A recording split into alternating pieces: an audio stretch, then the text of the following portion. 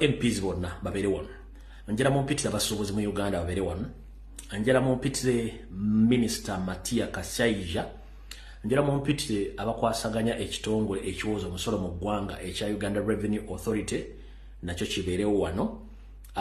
Njagala mumpitire wano abakwasaganya ebyo bitongole ebiwamba bana Uganda mu Uganda omuli ekya CMI Chieftains of Military Intelligence omuli ekya Internal Security Organization that is ISO omuli Crime Intelligence Unit ekikulu omukulu Damulira babereko kuno.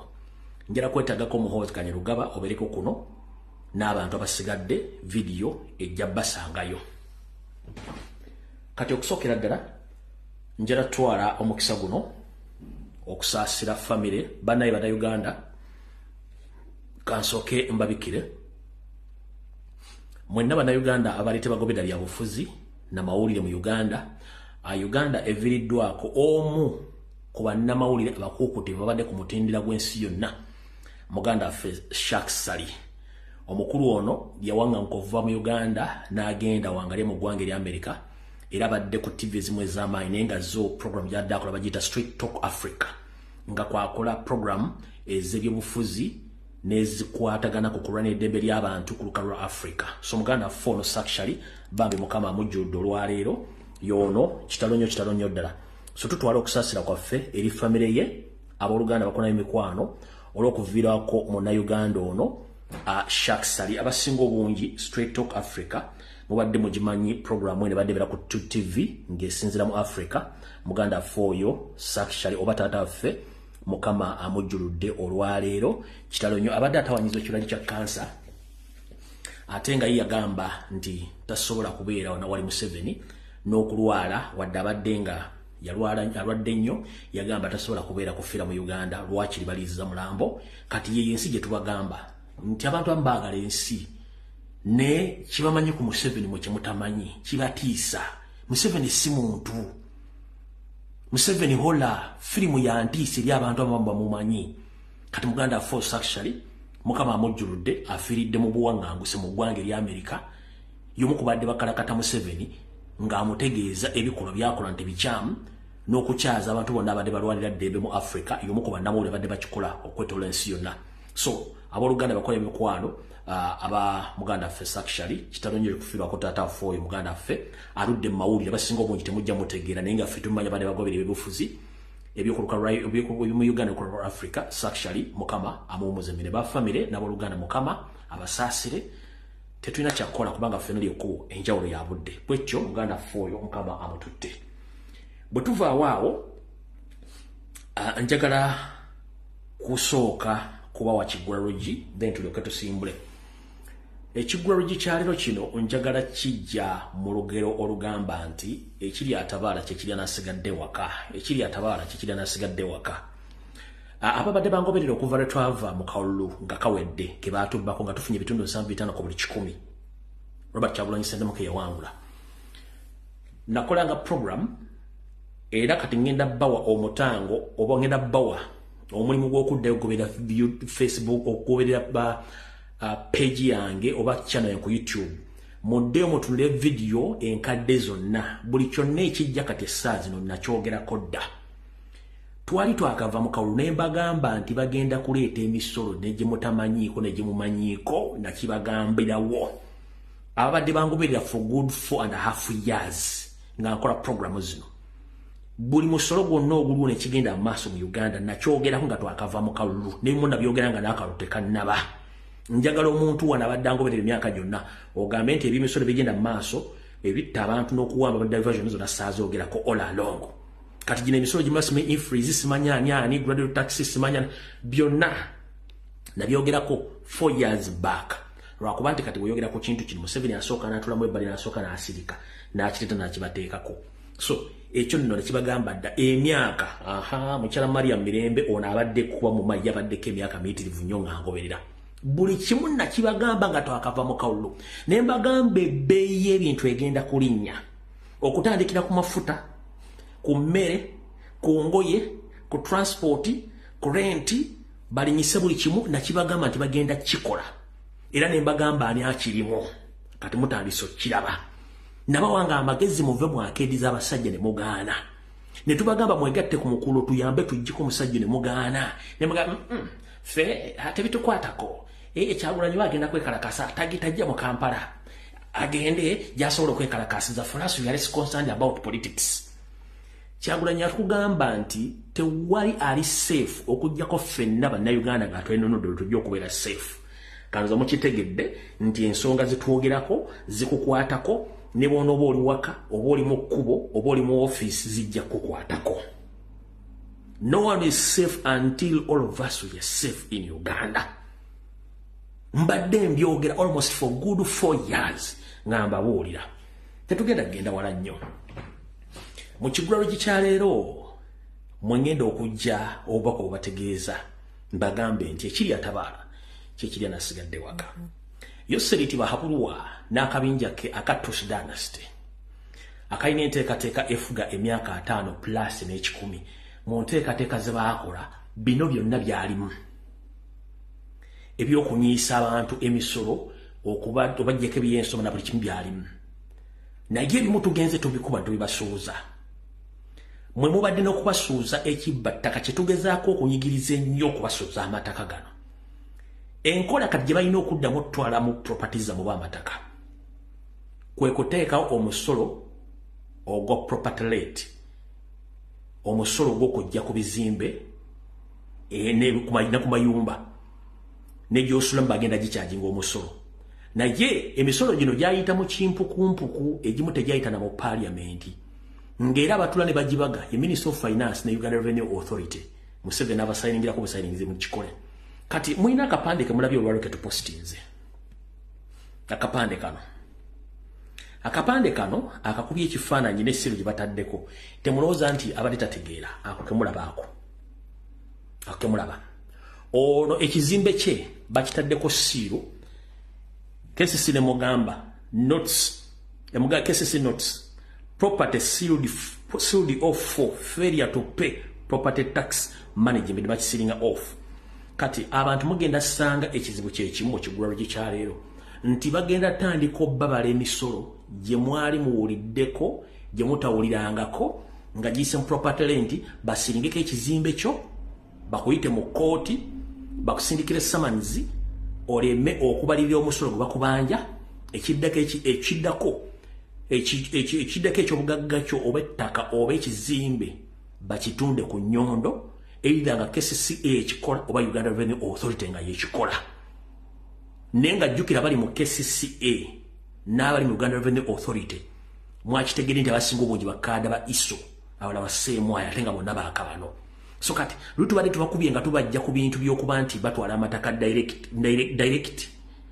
indirect kati bazze bajja kukozesa omusolo guno gwa property tax okutandika okuteekawo omusolo oguli mateeka n'ogutali mateeka oleme okugusasula bakisiringe ofu bakusindikire ng'okutegeeza nti onosasula omusolo bw'ogaana wayitewo ebbanga bayise court order bagende banyole basindise okutunda ekizimbe kino oviremu awo ye system eddako kati mukiri atabaala kyekire nasigadde waka baganda bange mwenna atanawa musolo ng'olabye ennaku akayimba kakadde nnyo ka jjajjaffe Fred Masagazi bwe mbaserabidde kamu jjajjaffe Fred Masagazi simanye Lexus Kalema oba okyajjukira akayimba katanawa musolo ng'olabye ennaku ndoza kamuganda jjajjaffe Fred Masagazi baserabidde ya enyimbe zo tujja zijja tuzibajjukize naye ng'emisolo gye bateekawo gyakunyigiriza bunyigiriza bannayuganda ozakate mukitegedde bw'olira akayimba akatanawo musolo ng'olabye ennaku kati bagenda kakozesa okubanyigiriza okubatwalako ebyobugagga byammwe nga bayita mu musolo ogwa property rate buli okusingira ddala ewali urban areas mu bibuga ebirimu ebifo ebyebbeeyi kye bagenda okukola okutwala ebintu byammwe naye ekiri atabala kyekiri anasigadde waka abantu bangi badde bali mu bizinesi zaabwe bakola bizimbi apartment bitebafaayo naye njala kutegeeza ekiri atabala kyekiri anasigadde waka gwe munnayuganda nga tuli mu kabinja ka Museveni nga tuli mu Nyarwanda tuli mutuusi wallahi bw'otasituka kwegatta ku struggle oba oli mu diaspora oba oli waka jjajjankula eri ogenda kubundabunda era ojja kutambula ng'amazzi ekiro gy'obeera tebugalida ne bukya tegasobola kutuuka gye galaga. Nkiddamu gwe munnayuganda ogenda kubonaabona bw'oba tosobodde kusituka wegatta ku struggle eno tugobe omusajja ono n'ababbi be mujja kwekanga buli kimu.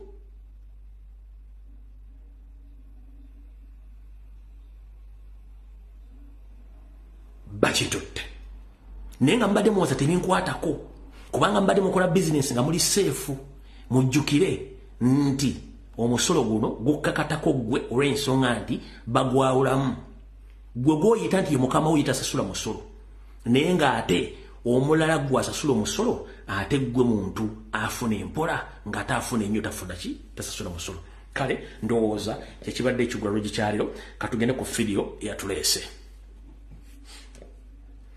Ku vidiyo eyatuleese okusookera ddala njala tusooka okutwala mukisa guno okubaza baganda affe bonna abadde mu kwekalakaasa mu ggwanga erya Amerika bano wammanga mwebale nnyo mubalire ddala.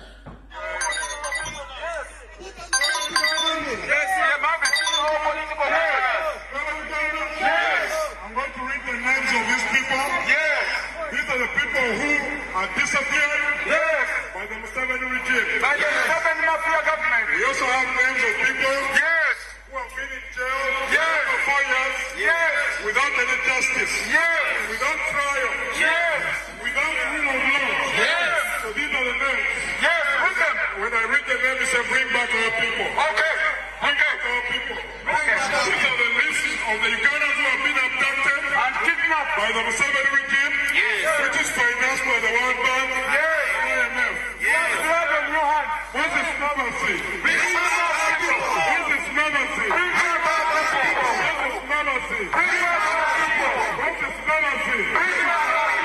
That is similar.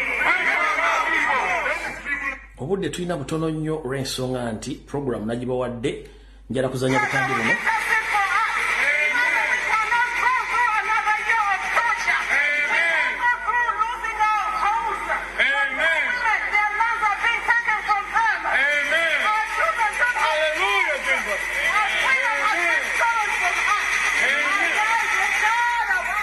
Alright, kale baganda baffe monna abagenze mu kwekalakaasa kuno mukulike eyo oba mwebalire ddala ate bangaye mukyagenda mu maaso kale mwenna mbatumiddeko nnyo. Vidiyo yalo tugitandikidde luddawa. Njagala buli musuubuzi yenna obere ku vidiyo eno ne munnayuganda yenna obere ku vidiyo. Tugenda gikwata mpola mpola. Tutya. Okusookera ddala njala tegeeza bannayuganda mwenna eno security alert ye mba nsooka nayo.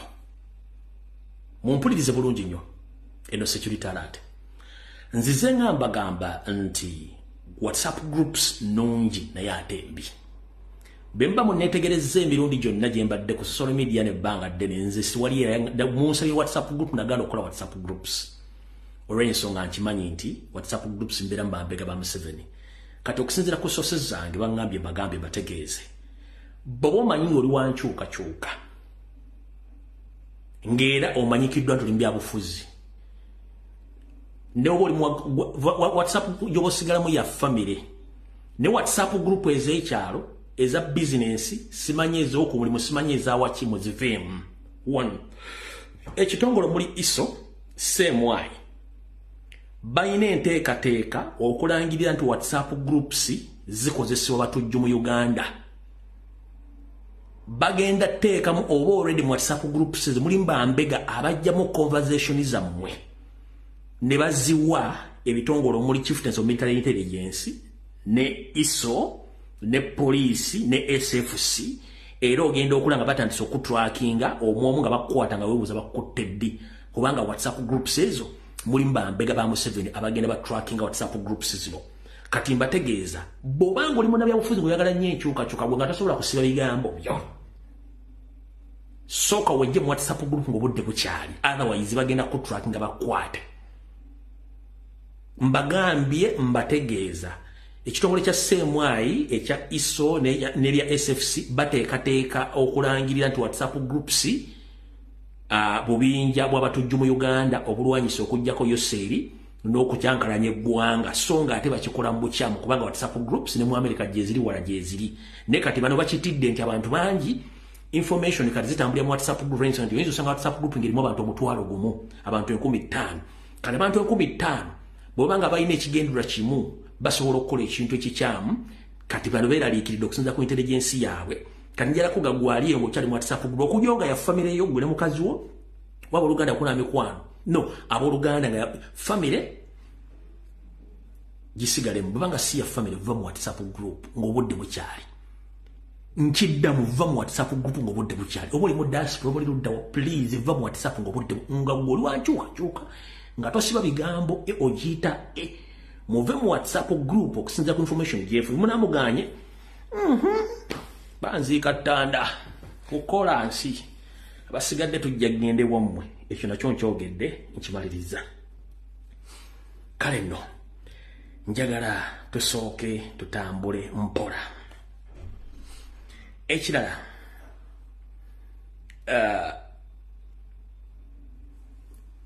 mu system yemu nzize mbagamba mu under Tusi dynasty buli lunaku olukya at least mu 7 attayo abasirikale banna Uganda indigenous 10 buli lunaku naye ng'ayingiza abanyarwanda abasukka 10 mu bitongole ebya gavumenti ebyokwerinda ntegezeddwako timbategeeze nti kati bana abasajja bali ku lutingo okuva ku myaka 16 nga bayingiza abanyarwanda baabwe bonna era kati bali maje bana abana bifanire mwabire byatambulira ku social media bano kati bali maje ga UPDF aga SFC aga bano bonna abanyarwanda gwendaga mu na Uganda muno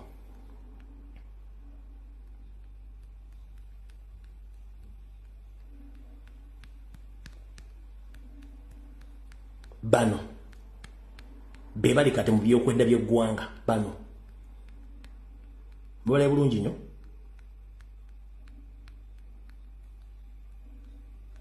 abali mu byokwenda by'eggwanga bali mu poliisi bali mu magye kati kino kivuddeko bannayuganda abali mu bitongole by'okwenda gamba ng'omuli poliisi prison ne UPDF okubanga batandise okubinyika mu nsuwa bave mu magye bave mu poliisi ng'akamanyiro kasusse kampisewo na kano mwenna abasirikale ab'amagye aba prisoni aba poliisi abali mu SFC buno bakanjala bulwabu mutegeere omukulu eyita CDF kati Muhoozi Kanyarugaba ngali mu office nkyama which billion nga yafona aganti agenda bongeza emisaala mutandikire kakadde okudda waggulu ebagiyita decoy oba bakayita kanyeebwa banyabo ne basaba bali magye Uganda eri mu katubagiro ka nsimbi oba eri mu kituyita economic masturbation terina nsimbi ku misolo giyitiridde obungi tewali bagenda kujja nsimbi kati tebakulya ssente nti Muhoozi agenda kwongera ssente no ekintu kino Muhoozi yakikozesezza okusika eriyo y'abasirikale kubanga Kyagulanyi yali akyogerako dda nti gavumenti bw'ekyuka buli mwagenda kufuna kakadde ono yagadde okukozesa advantage si yasoose last year mu mwezi ogwokuna Museveni kennyini yagamba nti amagye bagenda gongeza ng'asemba okufuna ssente nnyingi mu magye yali yafuna ofuna obukadde 37 njagala ombulye wano jeno eyafuna obukadde 37 awuteeka wano ku mmeeza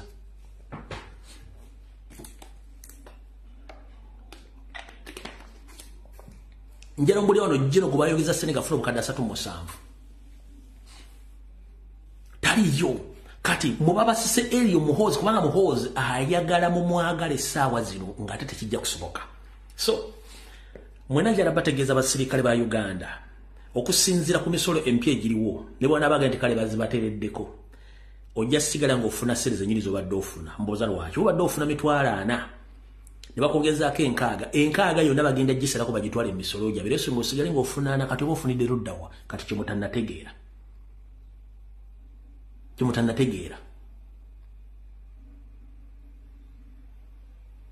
mu misolo gyonna egiriwo bagenda sigala ng'abasalako ssente zammwe zonna zebabongeddeko musigale mbadde mulina mukitegedde bulungi nnyo so Muhoozi tabasiriwaza nga bamwongeza emisalano akabadde kanyeebwa kabadde abatega awo tuvuddewo kati katandike vidiyo eyatuleese tetulina kyakkola vidiyo tugenda gitandika tutya vidiyo eno tugenda gitandika bwe tuti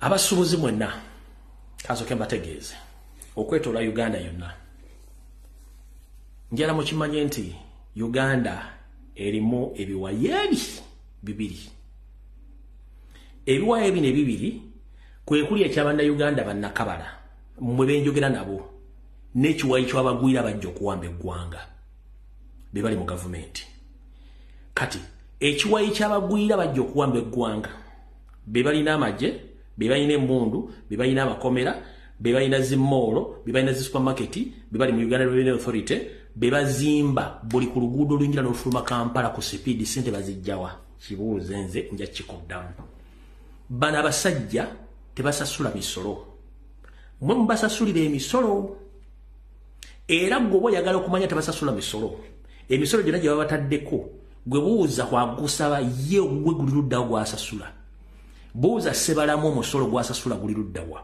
buuza Kirumbiro omusolo gwasasula guli luddawa buuza Hamu Kigguno omusolo gwasasula guli luddawa genda obuze Drake Lubega omusolo gwasasula guli luddawa genda obuze Muhoozi Kanyarugaba aleete tax details zazirete buuza Salimu Salakulage ensasula y'omusolo buuza Kahindo Tafire Mavi ya Kuku omusolo agusasula ddi genda obuze Matiya Kasaza asasula ddi omusolo genda obuze Anita Amonge asasula ddi omusolo buuza MP ennanga alina business asasula ddi omusolo nga namu n'ebintu babiyingiriza bwereere genda embala obuuza omuntu tebasasula omusolo obabuuze ifrase bagimanyi nagimanya kubanga mbagambe waliwo categories bbiri kati gwe kyobadde tomanyi nti ekiwayi kyonna ekyabali abasajja batuusi gwe okyetisse ku mutwe gwo ng'osasula emisolo egyo kyobadde tomanyi yensonga lwaki bakunyigiriza bonna okuteekako omusolo kati mugala njala kutegeeza tebaayo muntu yenna akusirwaza Kabere Museveni nti ogenda tula naye akuggyeko omusolo it is impossible no tekisoboka one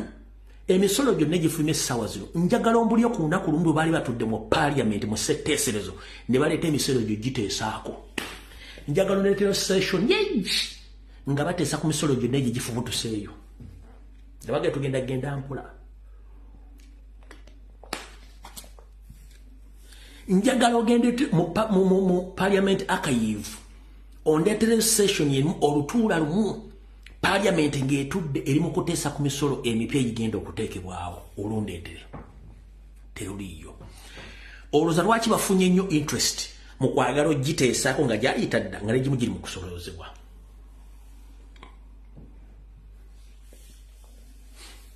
kubanga mwagaddewo amaduuka mwabuuse bano baka kufuna interest eteesa ku misolo gino singa si kyekyo bagita jazzejjo mbuuza emisolo egyo jazzejjo tezajjejjo gibaddewo naye nga bajja bagisoloza mpolampola naye lwomwekalakasiza nga mmaze okuwebuzaga linda guno omusolo simala guyita influence katane kino kankikubuulire yes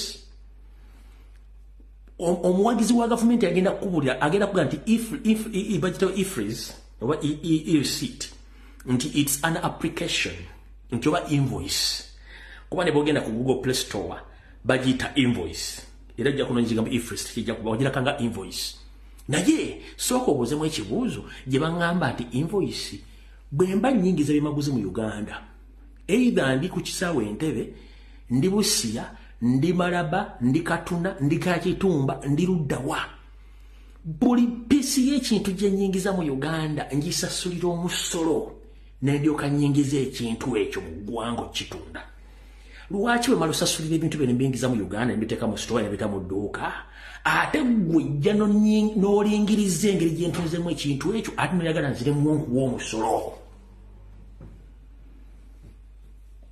gwe najja kugamba nti receipt oba invoice mbweteekeddwa okuba ng'emontalinga entundayo ensaasayo n'ennyingiza that is my personal responsibility I paid my taxes when I was importing those goods nasasula omusolo gwe ku border kati katugambe ndeese essaati yange eno ntuuse ku kisaawe Entebbe munge nti lumbuyo manyi nti essaati eno munnange ojja sasula $15 naye nga essaati neyandibadde ya $3 nenkwata $15 nenzikuwa nonziriza ebintu byange nengenda mu dduuka yange nenteeka essaati eno nengitunda oba ngitunze $3 nze mmanyi $3 bwengendo gasaasaanya kubanga already nakusasula ddala $15 lwaki olingiriza enjawulo yange ya $15 teri kintu kingira mu Uganda nga tisasudde musolo ku border entry ya Uganda tekiriyo kati lwaki ojja atoyingiriza omuntu engeri gyatundamu ekintu kye n'ensaasaanya ate otuuke ne ku nsaasaanya omugenti oyagala ssente ezimu ku magoba gaakoze azivu mulekerawo okumanyira abantu ekyo si ekikulu kiri bwekiti tebakulya ensimbi tyogenda sinkana Museveni alina kyagenda okyusa tana kyagenda kyusa kubanga ye master plan ne mutabani we Lwaboogo ne Salimu Ssale era agenda bayita mu State House nga bagambye bagenda kuleetamu abantu abagenda okuwujja obunyama ekyo nekiggwera first and foremost mu mateeka ga Uganda matuufu Museveni si ateekeddwa okwogera ku kigambo ky'omusolo no ziri department 3 esooka ye Uganda Revenue Authority ne Minister of Finance bebatula nabo bagenda kunganya batya ssente kuba mu Uganda mu bannayuganda Parliament gye mulina okwekubira enduulu kuba Parliament siga eryotongodde erikola amateeka ku lwa bannayuganda Museveni si yakola amateeka so mwabasuubuza bagenda okulaba Museveni mugenda kulaba kikookolo talina kyagenda bagamba agenda kikozesa nga political advantage nkiddamu mugenda kwetwala agenda kikozesa nga political advantage abasuubuzi muze emanyi baagala nnyo mumudukanye economy kati mpozi mubadde mugamba mutya omusoro mungi okay no problem basoka bawe mmere bawe chai ayite walika ayite Matia Kashaija mugamba manyi abantu bano ensonga za mugende muzitondemu ayite ne Uganda Revenue Authority mugambe ono si Uganda Revenue Authority ntiye we abasubuzi bali mu kwemulugunya omusoro mungi ate betujjamu ssente kati mugende Matia Kashaija mulabe engeri gye mubikyusakyusa mbwe muti mukubengalo kyekyo politically abage yininze kubanga mba mumuwadde face mu public nti yasobola ne mu mateeka kikyamu kati bw'avaawo nga mumaze okuvaawo text messaging esindikibwa Uganda Revenue Authority ne Matia Kashaija ng'abagamba you dare change whatever is in place yeke nyiri wate bannasimbula ngasindika message you dare change what is in place ng'abagamba temugeze ne mukyusa ekiriwo kyonna nenge no public abalazi nti agenda kukola ku nsonga zammwe nga mugenda kyekyo muze yagiwadde bagenda bakuba omusolo n'omulago mutawulirangako kati kyekyo bwe kiri kati abantu bali aba Minister of Finance Uganda Revenue Authority ne Parliament ebisigadde byonna mb'okula Museveni mugenda ku politikolare temugenda talina kyagenda kukola mu mateeka tana kyagenda kukola kati mba mwagala okumanya kyana kyagenda kukola akatambi kano twakazanyanga tubalaga system y'omusajja gyakola kyalamudde mu kawuli olwaleero mukawa amatu bwe mmala mbabuulire then ntessimu mu dakiika ntono nnyo ono mutabani we Odrek Lwaboogo kati baddukanya economy bagidukanya Museveni Lwaboogo Janet Salimu Ssale Museveni Lwaboogo Salimu Ssale ne Janet abantu abaddukanya economy ebintu bino byonna bikola uliriza programu y'abano nga bwe yali nakati bwekyatambula Nankabirwa Sama in the Prime Minister's office. Then I let Rugunda go and sleep. I defended Mutaviri at the bed she stays there. I made sure Mwakanes gets the contract going. He gets it is a sick man, anytime he will be dying. It's going to reach a time when he needs chemotherapy. But you know, when you start chemotherapy, you are dead. You are literally dead. Then actually, I told him never go for chemotherapy. Take any other form of medication, especially dietary medication, if you still want to live. If you start chemotherapy from 4 years, you get 3 years. You further do chemotherapy from 3 years, you get 1.5 years. Then from there, you get 7.5 months. So I told him, just there, no, you leave it at that. And really, things are working out. Okay? And they're moving. So we need a prime minister. We need a different status controller. We need a different PPS. We need a vibrant and useful, very useful minister in charge of presidency. We don't need this silly man.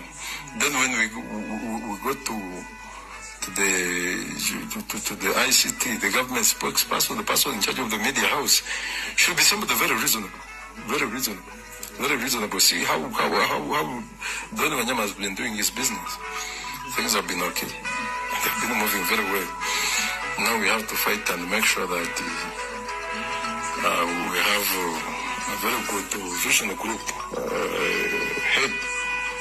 If we fell short of that, then we're not going to do enough. So we still need total control.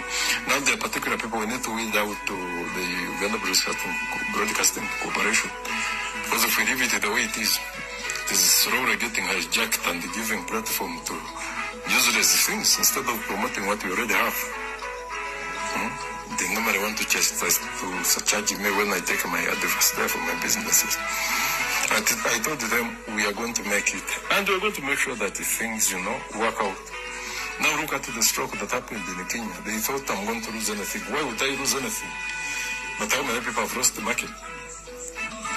For me, I do my business diligently well. So whatever happens outside that, I don't care. I don't care. These days, Tamara has made me a topic of the year. Do you think I care? Now you see, for you, I know. You know how these things have been happening for long. You cannot be that ditched.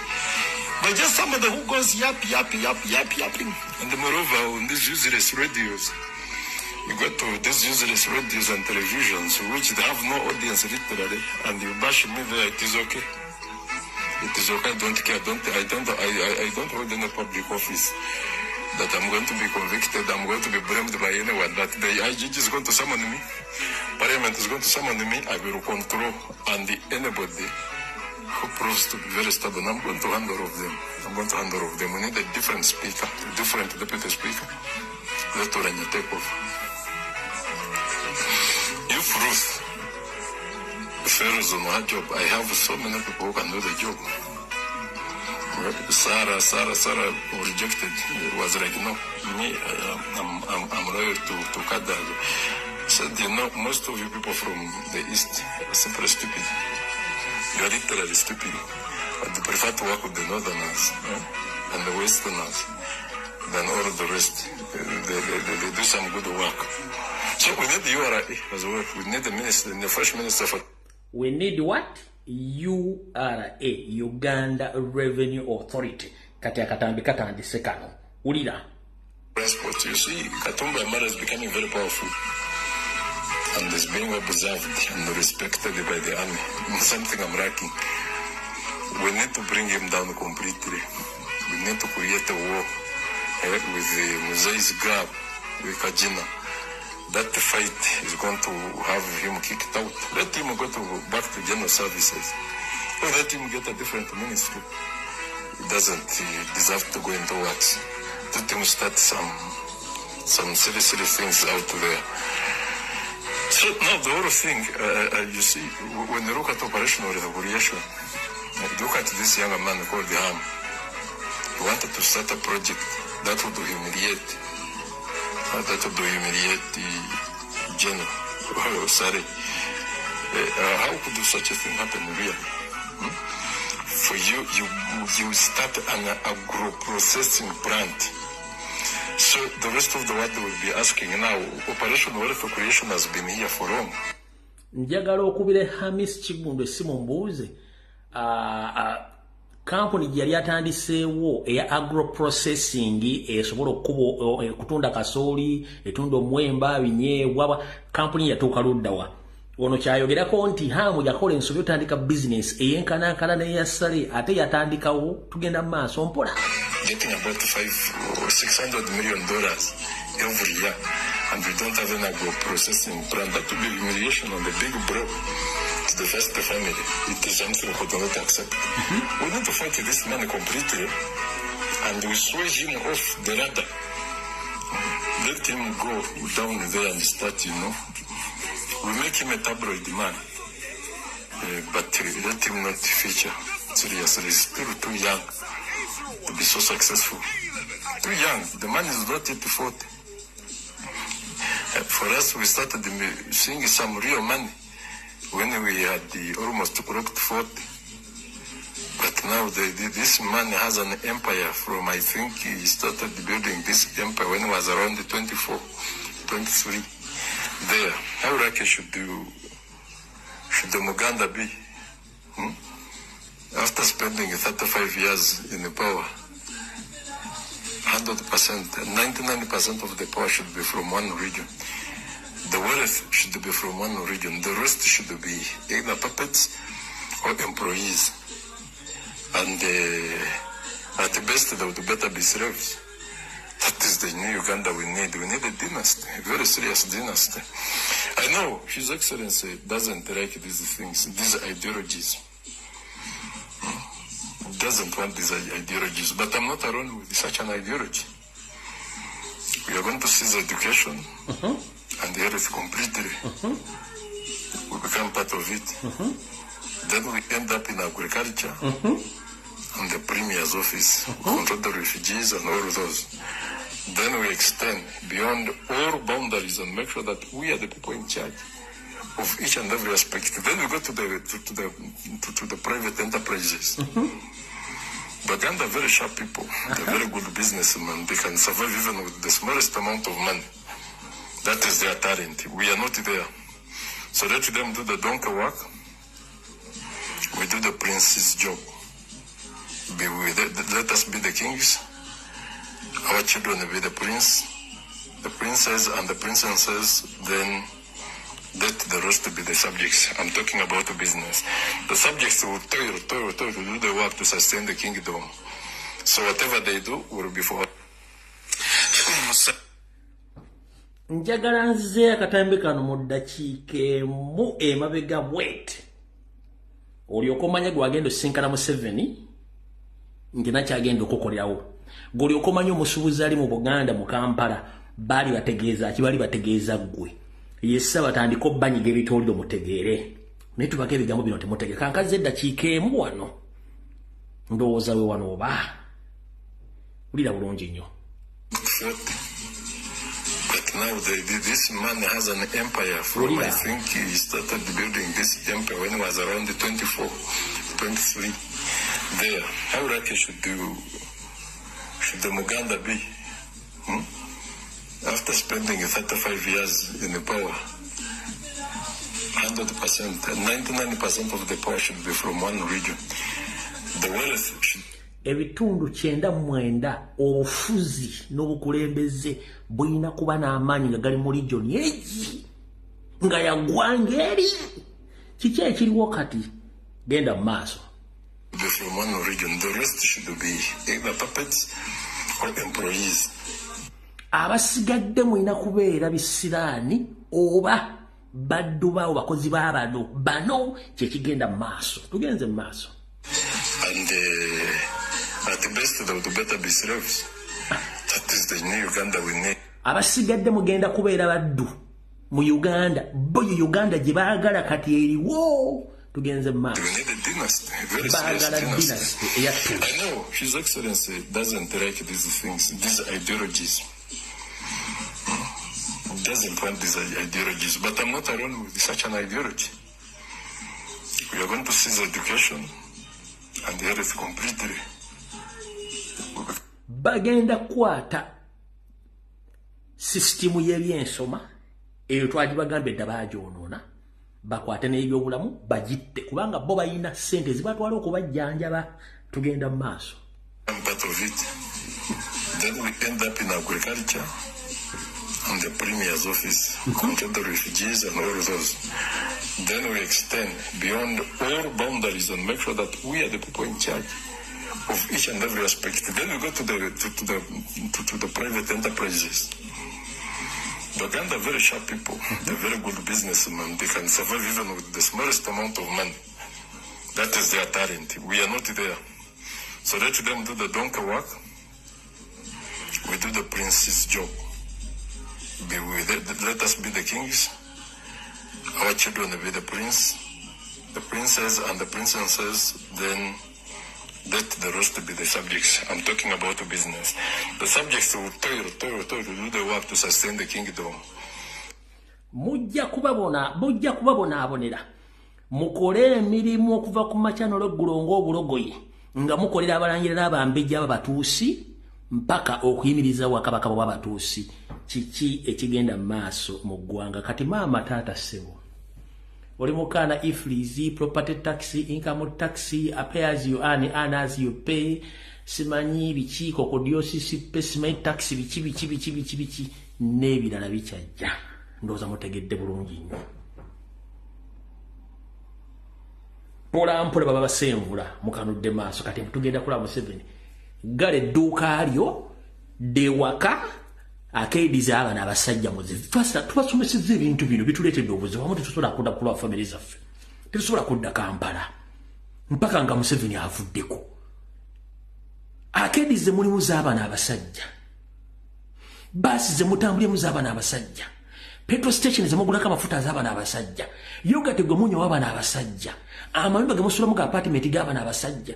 Bondi zemugulamu mmotoka z'abana abasajja. Muganya okutegeera kye tuyita kolodiwo mu Uganda lwanyisa omutujju muggyeko business naye akalira afe. Lwaki mukifundemu? Ne muganyo kitegeera. Mulimu akedi mutudde yofuzi tetukwatako bijja bakwata kuba temumanyi nteekateeka y'abana abasajja. Akula Uganda Revenue Authority yani yaliwa iso. Gozaji mati akasajja tebamujjaawo. Ni mulyaawo. Jemali mu akedi giveemu. Muve bintu bya mulema bikozesa. Bagwe. Njala kubuuza. Tuli mu economic crisis tuli mu instability economic system right now. Lwaki buli luguudo olufuluma Kampala luyingira Buganda kuliko akedi ezina ebizimbe by'ebbeeyi bifu sente zivaluddawa. Sente zivaluddawa. Bazijja mu mwezi bali mu kubba. Ezino supplementary budget bwe kaseera. Tetugenda kulwawo nnyawo. Kati akugamba nti ifreeze mbu just any app. Wano waliwo restaurant bagiyita Jokoni restaurant eriwa Grey na Kasero. Mwenna mwagirabye bulungi nnyo. Awo ke kapande ke yataddeyo eri bakasitoma abaako yagambye bw'ati. Dear valued customers, we would like to inform you that Jokon restaurant is regulated by Uganda Revenue Authority. As a result, we implemented the inclusion of 18% e-freeze VAT on all purchases. We apologize for any inconvenience this may cause and sincerely appreciate your contribution towards the government services. Thank you for your continued support. Bakugambye nti bakasitoma baffe ab'olulango twagala tutwala mu kiso guno bategeeza nti ffe restaurant gye njogeddeko waggulu ekkiriziganya era ekwataganamu n'ekitongole ekiwooza ky'omusolo ekya Uganda Revenue Authority. Naye okusinziira nti Uganda Revenue Authority yataddewo ennyongereza bitundu 18 ku buli 100 ng'ekozesa ifreeze VAT ku bintu byonna ebitundibwa.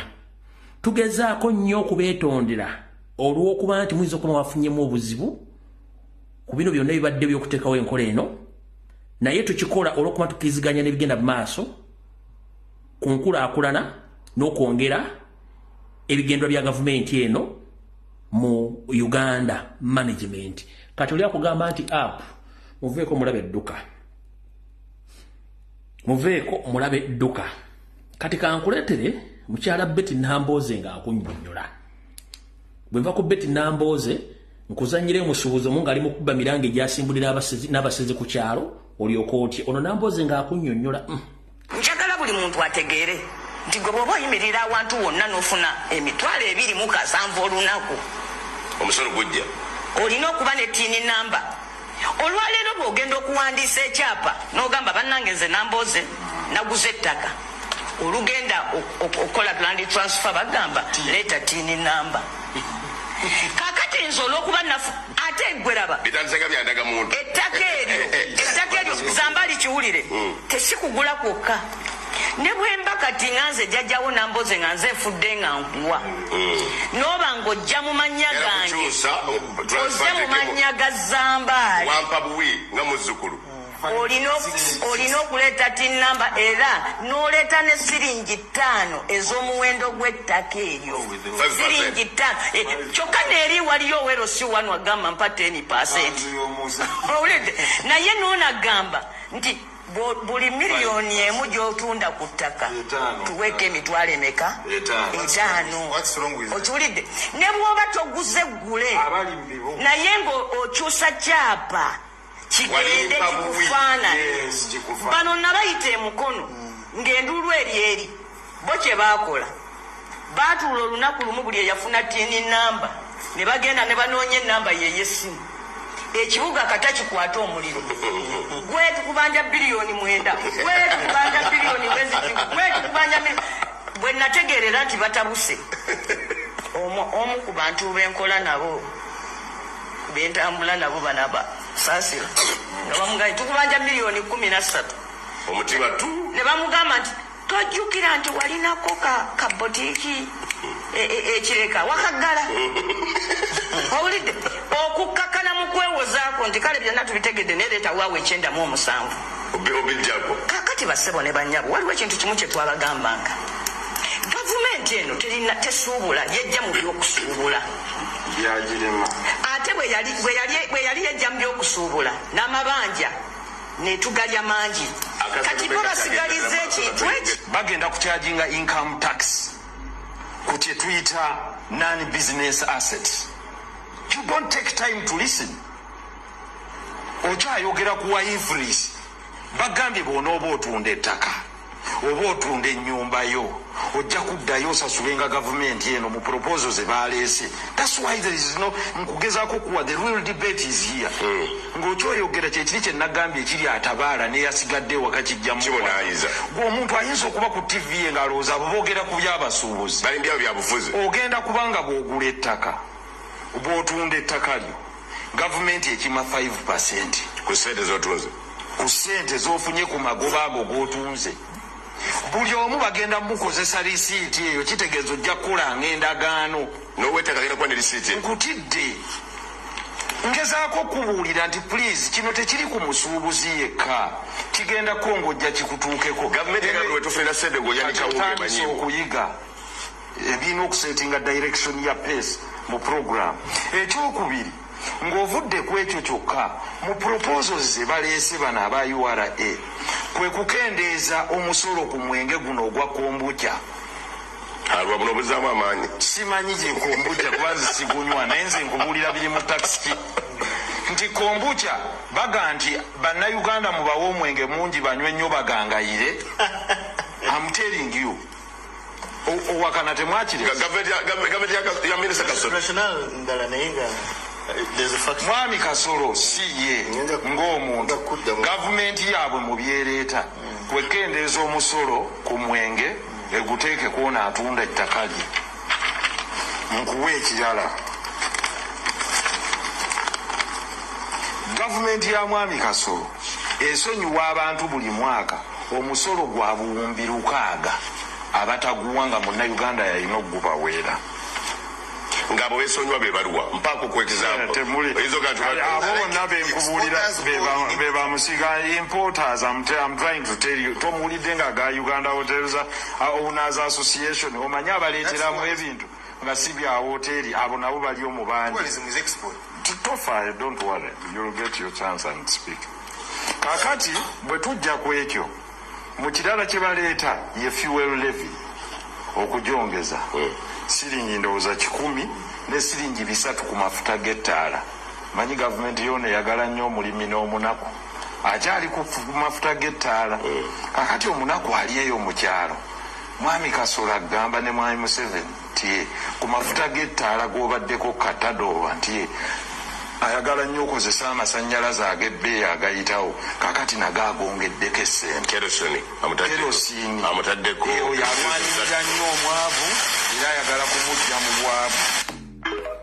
Alright, ampuliriza oyinza okuba toyagala kuwuliriza bigambo bya mukulu Nsereko naye nabagamba nti n'omuntu gwakyawo bagwotayagala bw'abanga ayogera olumu owulizanga ebigambo by'ayogera oyinza okufunamu kyekifaananyi kyenjagala osooka obbasiigira kubanze nabagamba buli muntu mbuuliza ebigambo by'ayogera ne mmala obbiwulira nenzija byenjagala ebisigadde nembirikagira tebinkwatako nkiddamu n'omuntu gw'otayagala oba wamukyawa mukola ki bw'abanga ayogera owulirizanga by'ayogera olumu ayinza okuba atugeya akola pulogulamu ya kutta kati bw'onaagaana okuwuliriza kubanga amukyawa ng'ayogera ku bintu by'okutta onootegera nti ayagala kutta kati njagadde okuzannya akatambi kano kubanga ono mu paliamenti abeerayo kati ebigambo omwami ono byayogera nsereka essaazo yensereka oli oligino gwe twali tumanyi nga yakajja mu paliamenti yensereka ono gwe twali tumanyi oligino kati ndoza mukitegedde bulungi nnyo kati abala kyembadde temumanyi banyabo ne bassebo nzize mbagamba ebigambo bino byonna bino bano babe bapale bazukusebuzukusi byonna bazembibagamba babigudde embugo bibagamba badde nze mbibagamba naye badde okimanyi nti amazzi ga National Water and Sewerage Corporation galiko service fees osasula oba ogasiba togasiringa olina okusasula service fee oyo obadde okimanyi nti amasanyalaze gosasula ddenga yakawuwo yakoyo naye aliko service fee oba gamaze mwezi nga tegali kazi bongazi nti olina kayaka osangako biro ejja kubeerako yensonga lwaki mwe mu Uganda amasanyalaze kampa tegabeerako naye ate biro nejja nga nina okusasula ekibayita service fee egyo tuyita indirect tax nga temumanyi ebintu bino babikola nga bamanyi nti bannayuganda ebitundu 7 ku buli 100 bonna tebasobola kweyogerera ekirala okusoma kwabwe kutono nnyo kati ye advantage oba Museveni yatwala omukisa ogwo ogukozesa nti bannayuganda basinga obungi tebamanyi luzungu bannayuganda basinga obungi si bakugumyeko n'akola buli kyayagala nga akiyisaawo kati enamba esigaddewo etegeera bw'ovaayo n'oyogera ku kintu nga kizuukusa buli muntu yenna yeebase jjajja bw'otakomerera mu kkomera ajja kuwa obutwofe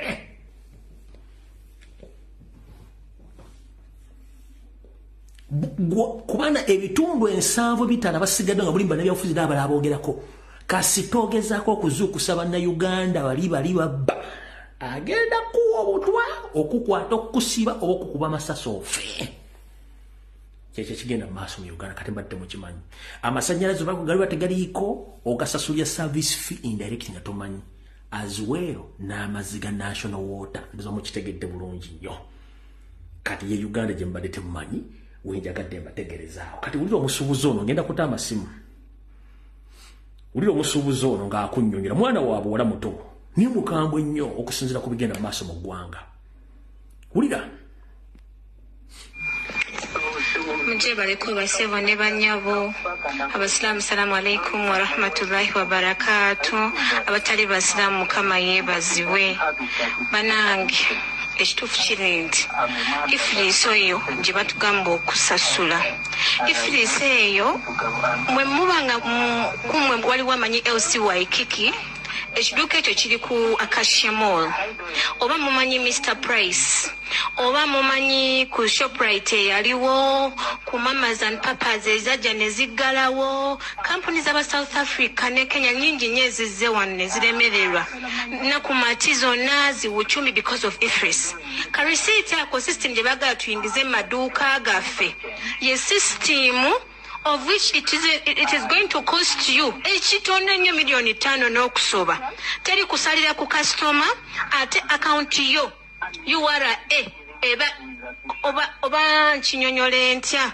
buli kyotunda kyonna directly URA bekifunako kati example ze bagala okututeekako for example nga LC Waikiki nti buli kyotunda receipt ejango URA ekoze eki ejeko percentage yayo LC Waikiki tesasula import duty LC Waikiki ebintu olubireta direct nga bigenda mu warehouse zaabwe nga basasula IFRIS supermarket sezo zaba zisasula IFRIS naye supermarket tayina musolo mulala gwesasula apart from the rent it pays era bwe weetegeza nnyo receipt zaabwe ziri already connected to URA, which they want to do to us. But tebasobola to exploiting akutuuka kwekyo. Banange tuzenga tunyigirizibwa. Naye lwakuba nti kaffe obwongo bwaffe bwatondebwa nga bwakunoonya ssente. Ne tubanga n'obudde obufuna okukaanira ebyo ebintu tetukyabifuna. Ne tubadde mu maduuka nga tusumagira. N'ebintu bye batuteekako byennyini. Tebateekeze na time kuyita mu katale kulaba oba ddala tukola oba tetukola. Sewuzi ziri zitya. Buli sitowa ya muntu ogigendamu ng'ejjudde bintu. Ne tutula ku maduuka ne tusumagira. Abakongo tebakyajja, Abalundi tebakyajja, Abanyarwanda tebakyajja. Naye Kenya gye bagenda okujja ebintu. Bakyabatunza ku bbeeyi gye twakola ki? Gye twatunzanga ebintu. Kati balwanira ddala. Tubenga tetulinaako wadde ke tulina. For example, bw'obanga mwenze n'entunda ebijja byange, ne ntandika okusuubula engatto zange. URA nenzijjako ssente ez'okuyingiza ebyo ebintu mu Uganda. Neetuuka on top of that, engatto nzitunze n'amagoba gennyini genfunye ku ngatto. Nejja nti eyagala income tax. Income tax gwe nzijjako mu generatinga mu magoba genkola ki genfuna. Amagoba ago genfuna. Nina muloni ze nina okusasula. Ye expense nene gye nina. Kubanga batono nnyo abasuubuzi abakola naye nga tebali nga tebali mu looni. Naye ate nga in actual sense ebintu bagamba nti bagenda kutusomesa muteekewo maaso abiri. Tebagenda bikutusomesa kuba we bitusomesa fully. At the end of it all, tujja komekereza nga tetusasudde n'ebyo ebintu. If they ever took their time ne batusomesa income tax, teri musuubuzi yenna entitled okusasula income tax. Income tax oyo obukwakuliza obumu bwerina bw'obeera ne expense toyina musasula. The fact that omugeneratinga mu magoba ago naye bw'oba bekakutanda n'oba ng'olina looni yonna oba mukwano gwa kubanja oba ya banka toli entitled okusasula income tax. Toli entitled because okomekereza okola losses instead of okola machi amagoba. Ate nga income tax oyo omulaba olina musasula ng'okola ki ng'okola amagoba. Nekirala, the example I'm giving you, Uganda but yamala 10 years nga tesasula income tax kuba yalina looni gye yakyekola ki gye yali esasula. Eyo example njiwaayo ate nga I stand on it. Kampuni enene kuba nkiwa nfa basuubuza ennaku zino abaliko. Tetulina ssente ennaku Mati ze yalina. Those are big brands. Uchumi ze yalina. Shoprite ze yalina. Naye we ziba zaalemererwa Uganda olwa IFRIS. Gwe weeyita ki akkiriza ka system ako kayingize mu dduuka lyo. Ezo system baziyingizanga olina pharmacy. Mu pharmacy tebabagenda nti nsaliraako. Ze bagambye z'osasula ka receipt ne kafuluma. And of which is enforcement batandika okuteekawo beekwasa nti no enforcement baziteekawo because there are some people who claim they pay and others don't pay. Balimba. They are promoting corruption because at the end of the day omusuubuzi gwe bagenda okusanga nga talina receipt omusirikale amugamba mpaayo kyompa okole ki oyitewo. That is promoting corruption. Ate n'ekirala tuwuliriza radio, tuwuliriza press releases, tuwuliriza TV. Bonna conclusion zaabwe batumanyira mbusimanyanga IFRIS tavaawo kye tugenda okola tugenda basomesa. Kuddiru ki nkeera ku makya I sweat my ass off. Nenoonya ssente government terina wadde n'ekikumi kyenteeramu naye nejja with audacity eyagala n'okuteekako siiru ku dduuka lyange kuba sisasudde income tax. Naye muntu yazanga ontereko siiru income tax omuleese bagadde mpola kutusiro bayingizewo VAT. Okay, ekya VAT kituyamba nti no in the future they'll exempt you from paying withholding tax. But exempting me from paying withholding tax tekigenda kola nga some of us tuchagira mu container z'abaliida okutyako nga gwe wesasulira emisolo gyo ate ng'ensendera ze bagamba ze bakopa ezaakulaakulana ezo ssente balina ozikuddiza. Era bw'ogenda n'ogula ebintu mu dduuka bw'oba ofuluma ku kisaawe wali ng'essente ze za VAT bazikuddiza cash. Naye because bo balowooza nti okusirika obeera musiru ffe tunyigirizibwa nnyo nine twerekereza kubanga ekisookera ddala baggala booda. Kagame yaggala booda. Amazima amalungi bwe twatandika okuwulira amaziga mu busuubuzi abantu abali basuubuza nga ne piisi emu tetugiwaayo ne tutandika okutunda retail. Then COVID came in, and it just worsened everything. No, ate zino ensonzi akatinga Kenya zichazane chibatunda bisizoni ngafe bya tutunda mbu sizoni ya December kati no sizoni yachi business enungi erina okutambula buli lunaku era batusekera ne bagamba naye Uganda mwantemu otegeera mu ebintu byamwe bya season ngole ulideka kyana mbu season bo bakola ebintu kati fanega ntugwanga mu bigwe byosangayo byotutte kuba tebalina bintu bya season tebalina na yefe netwekwasa season government to exploiting ezensi zalagamba mbu bakirabira Rwanda bakirabira Tanzania. Those countries give back to their people. The government yaffe to desert okera kumacha n'otunda ebijjabyo oba n'otunda akamotoka ko n'ofuna capital nejja nekutekako obuzito obuyitirivu enforcement yiyo KCC energy sasula license ogisasude ate leeta ezakasasiro newebuza eza license zenasasula zikola ki kozi ze license was expecting okubanga zezirongoosa ekibuga naye ate nemukimanya ki nezakasasiro because they think we are ignorant. We are not ignorant at all. Ekyo ekintu kyebaliko once we open like this kabaka weddemu nze mbabulidde amazima ate nga tetunnatuuka eyo capacity waliwo wegula edduuka mbabulira amazima matuufu n'ogalawo nga tolina kyoyingiza. It does not affect them at all. Fechichi to affecting naye on top of that bo oba okoze oba tokoze lwokoze balagala kasente ko konna kokoze tebasobola kakulekera nti eggulo tewakoze you people you know something tulina ffe nnyini ffe ng'abantu kuba obulumi ffe tubuwulira ffe bwagwamu bannange ffenna I don't know oba mwali mu kitestinzeeko essente bwe begenze bannaffe bazze ne bakola abantu ne bafuna ssente ne bazimba ebizimbe ne bazimba ziwoteeri ne bazimba zi-rentals naye omusajja n'atuuka okufa ng'omwavu nga gavumenti exploitinze emukenenudde nga tatuwadde okuddukira nti eddemu emukwateko which other governments do. Because if you look at the example of Rwanda right now, Rwanda eyambye abantu basuubuzi bonna be twasuubuzanga. Rwanda yabawa sente kubanze government webanga yampa ku sente nenyongeza ku kyenina erina right okujja okunsoloozamu byeyagala.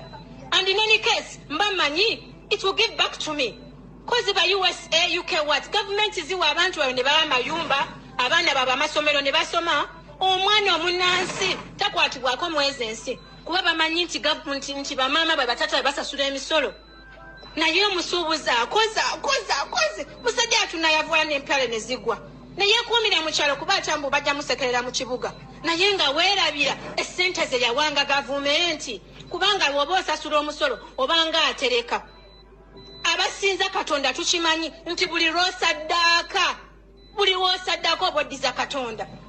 oboddiza Katonda oba weetegekera naye ffe gavumenti eyaffe lwaki baba n'emitima emibi okutuuka awo bizinensi zaffe tezikyakola wholesale bizinensi zaffe zikola retail ne bakukimako kamu konteyina emu nejja 40 naye ng'erimu abantu nga 100 konteyina zajja nga zirimu abantu 3 bantu 2 muntu omu. Which kind of exploitation is that? Naye batwogerera bafulumiza bipresi gundi balowooza tuli basiru ndowooza beeteeseza dda mbu kyonna kyekiri tetuna kyetukyusa wabula okubagumaza ntujja kujja tubasomese batusomesa naye bagambye ntuli ignorant. We are not ignorant about anything. Era nekyo kipresi release twakisomye nga twaliva mbw abasuubuzi bagambye vati threshold bajongeze from 150 million to 1 billion mbu ba reducing from 18 to 16. No, ebizibu byaffe bituufu omusuubuzi akeera ku macana gula bedduuka n'atuula ffe twakolanga zagendanga okuwera ssaawa 5 ssaawa 6 ng'osobola n'okunyuka n'ogenda ewaka naye bakasitoma bajja after lunch bakasitoma bajja afternoon ate nga lumu na lumu abakima kamukamu. You can all bear me and you all witness with me last month was for sleeping. Kudozinga. Ezo sade tugenda zijjawa. Era kintu kiko bengo subudde sat. Esasula import duty, esasula income tax. Huyo ifiriiseze atolina okusasula license ya KCCA osasula land road of which land road kuliko ama ne VAT huyo VAT ali ku gundi ya import duty bagala tugumaza balete wano no vati omulala baliye babiteekako tebasasula musolo gwe tusasula oli final koshima agenda okufuna ekyo ekintu nga namusasulidde dde emisolo. We can only pay increase webanga ebintu byaffe tebisasula import duty nga bwolaba zo companies ebintu bigenda direct at owners, then they verify and then they start paying that if it's no sense of theirs.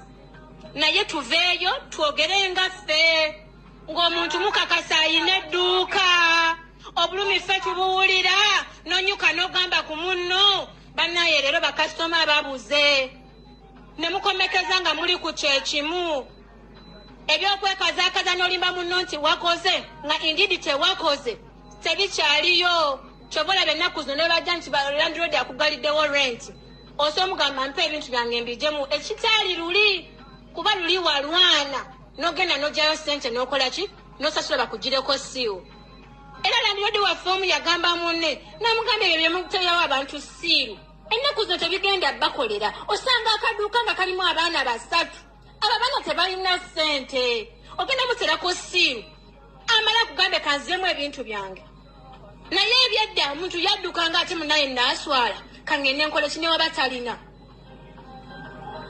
Bananga, let us think through this. Bano abantu bagala ofuna akasente ko kalire mu nkukutu kyebaagala naye tebatulumirirwa at all ate nga bannange amazima amatuufu ezo sente zebaagala okututeekako tetuzirina.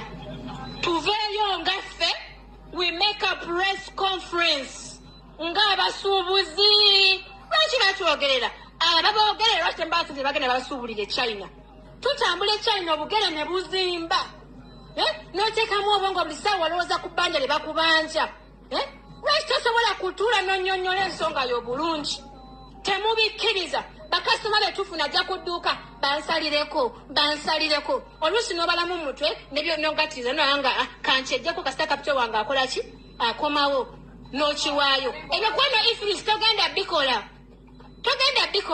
ate baali nnyo nti ennaku zino badde bagenda kati waliwo omwami alina hardware bamutuulira nga buli lunaku for a 4 months nga buli miliyoni gyawo zebajjako emitwalo 18 omusajja n'agwa eyasibuzanga miliyoni 2 najja ne miliyoni 5 okusuubula era balina right ki ejja nti simanya nga batwale omuntu enforcement ku ssente zange zinakera n'entuuyanira gavumenti entuufu erina okujja mu bulungi mu mukwano nenjigiriza ekintu ne tukanya oba nkisemba oba si kisemba naye because balina lye batukweka fe abaasoma lye tumanyi era nze sijja banyonyola byange naye nze ku dduuka lyange bw'ojja nze mmanyi kye nina okulanya kyekitalina kukola simala gasasula bintu fwa ababaka CCM babuuza ate nga mbagamba bulungi essente zetusasula license zikola ki bwe mba ngamba emitwalo gyange 2 n'okusoba 3 n'okusobeza license guno omutwalo gwe munkimako gwaki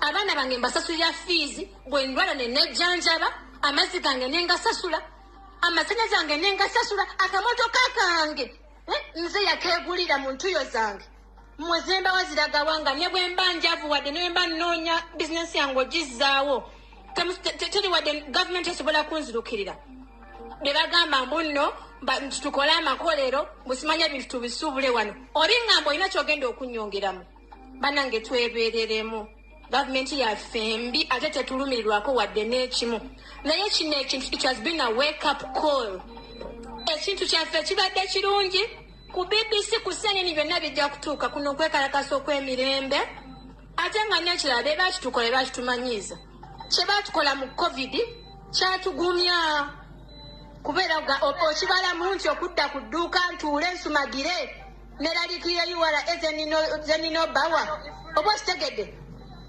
twebereremu bata yajja wano bata yali wano nga it makes good shoes naye bata netuuka okugwa ekkolero nelituuka n'okugwa gavumenti yaffe teyalina wadde n'omukono gwe yabateeramu negenda bwekyo kati ne bata nayo baimportinga ngaffe ne bagenda ne bakozesa ebintu ekyalina Bangkok wa ne bayingiza engatto bata ya Kenya yeekyaliwo beekolera engatto ne bw'oba oleesa kyuma nti ogenda kikozesa nti kikole production batandika kitakisinga na sinema na kutandika kufulumya bintu. Which kind of people are those? Kati you look at rental tax. Okumanyanga bebe bakola byo simanyi bambira Mungu abasasire. Rental tax nga tonalade kusima musingi kasisi eja ne kusachi no kisasula sente. Naye na yaze na imposing amuna later. Kwegamba balwanisa muna Uganda yavuwale sibitegeera. Amazima amatuufu sente za ifilisi tetuzirina. Twabagwamu nti bafuna interest mu kintu kyo bakuimpozingako omusolo omuyitirivu oba kitegedde kuba bamanyi nti ojja kisuula baze basuula business kati nga tiles baziyingira abali basasula miliyoni 7 ne bateeka ku miliyoni 2 ne basuula emirimu gy'abantu ne bateekawo kampuni nti goodwill yakomawa okuteekawo ekkolero olina okukakasa ti byogenda ofulumya bijja osobola bisaplayinga mu nsi yonna tokisobola. Money power Uganda yo tetumulina. We don't have it. Tetunatuuka yeeyo.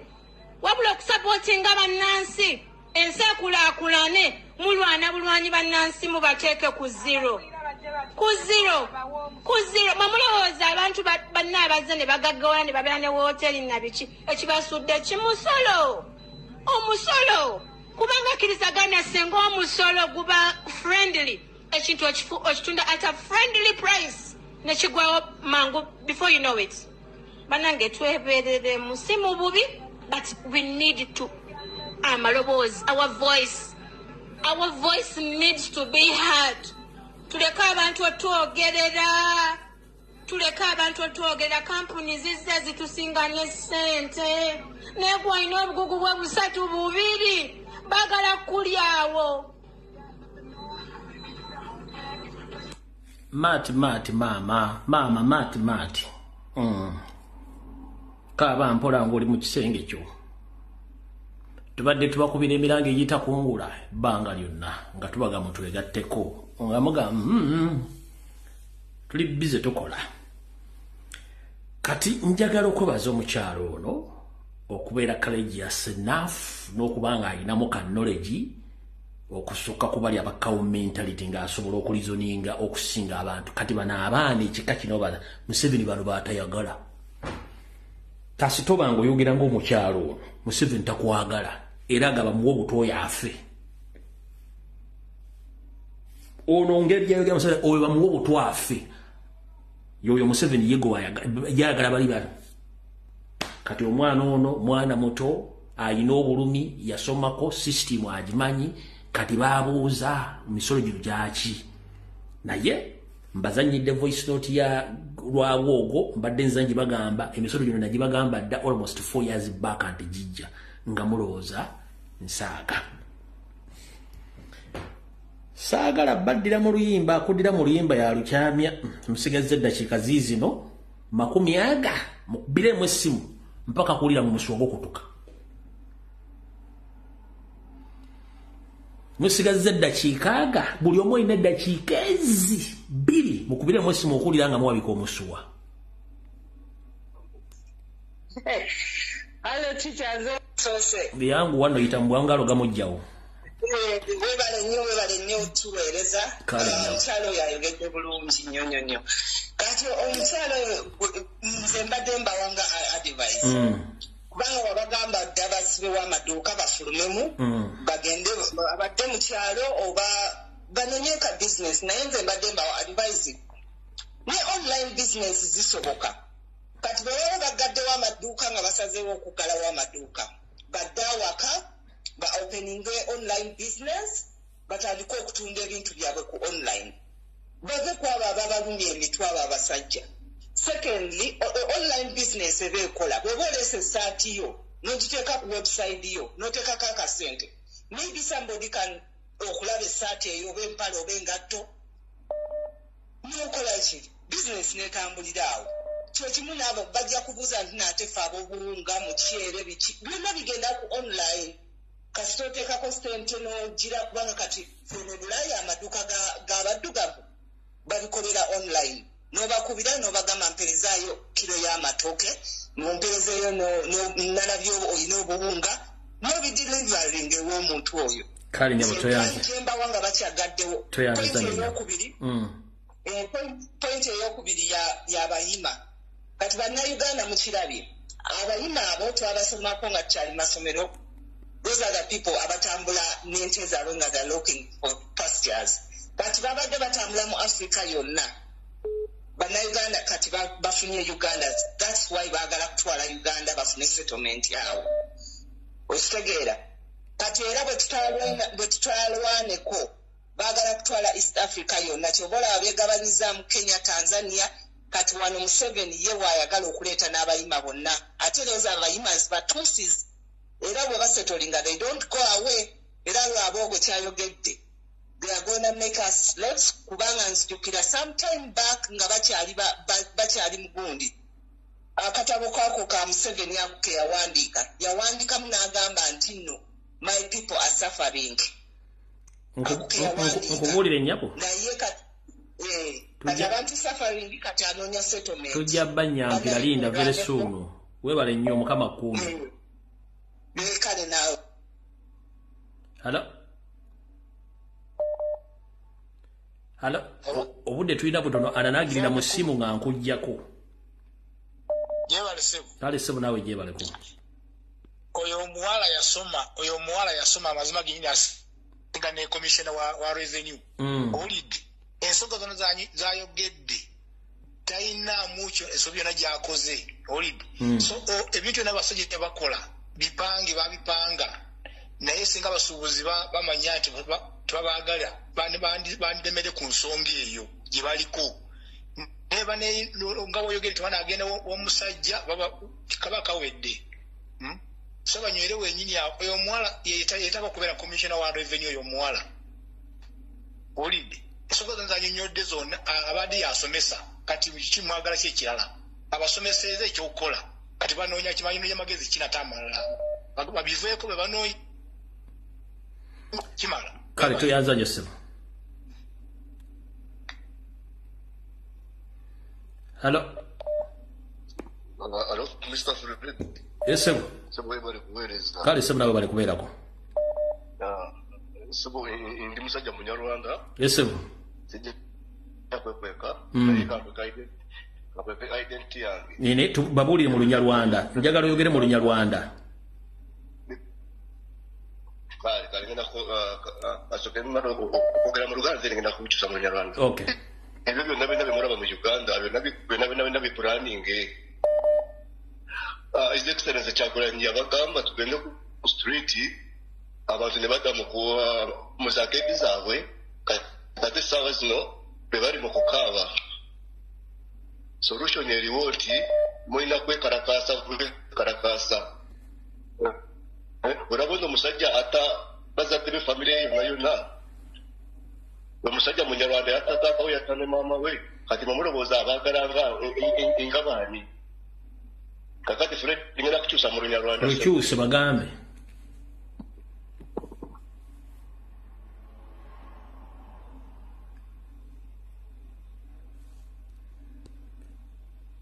Sebo. Ati wagenda. Allo. Kale nyabo nawe je bali ko munnawe. Bwowulira akakodyo kalwabo nga ayogera. Abasuubuzi njagala okubagamba tewali Museveni kyagenda kukolera yadde naako. Talina wallahi. Naye nze njagala okubawa amagezi. Nti ffenna tunyigirizibwa kyekimu mukakunzaagula kiro ya sukaali. Mbadde mbasaba solution gye tulina ffenna kujjako Museveni. Kubanga bwe tunaamugyako kimu kigenda kutereera. Abantu bano abasigadde baguddewo nabana abateesa okugende wa Museveni be tulina okusalira amagezi. Nze bwe ndaba. Kubanga tewaliwo solution yonna okujjako nga Museveni avuddeko naye Museveni bw'atavaako buli kimu kigenda kusigala nga bwe kiri kubanga audio mugiwulidde bulungi. Bannanga abasuubuzi mbasaba tusituke tujjeko Museveni ye solution gye tulina mu kwekalakaasa kuno kwe tulimu right now nze mbabuulire. Kale bwe toyanza. Otherwise tetugenda kuteerera n'akatini mu Uganda yaffe. Kabaka ng'awangaale Mungu amunkuumire. Sebo jake simu saidi. Kale sebo na wewe. Balamusiza bannansi bannaye bannayuganda bannange mwenna. Bannayuganda bannange tusituke. Tukaso obulamu ekimala tusituke twegatte ku basuubuzi mukwekalakasa ko baliko tuyirumpe ku ngolo z'ensi yaffe Uganda nga tugamba ekintu kimu nakyemala sebajja okwota Museveni n'amalindizi ge batubiire. Abasuubuzi tebwe balimbalimba nakyemalira Museveni talina kyagenda kubakyusizaamu n'omulundi ogumu. Sebajja okwota Museveni talina kalungi kayagaliza munnayuganda. Lwabwogo omunyarwanda otumuwulidde bwe bayogedde odiyo twazuulira dda webalenywe tikyakuzituddiramu. Bannayuganda tusituke.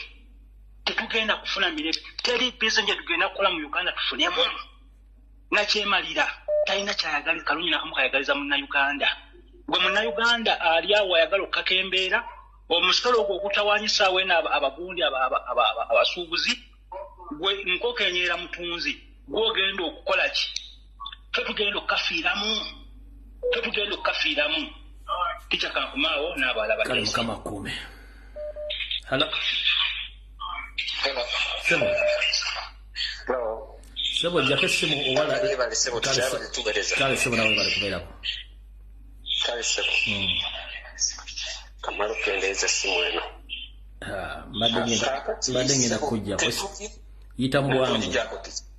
Tetulina ngeri ki yonna gye tugenda kwegayirira Museveni yalina okutuyamba eyo ensonga. Alina okukola kwezo ensonga revenue. Yeyina okukola kwekyo.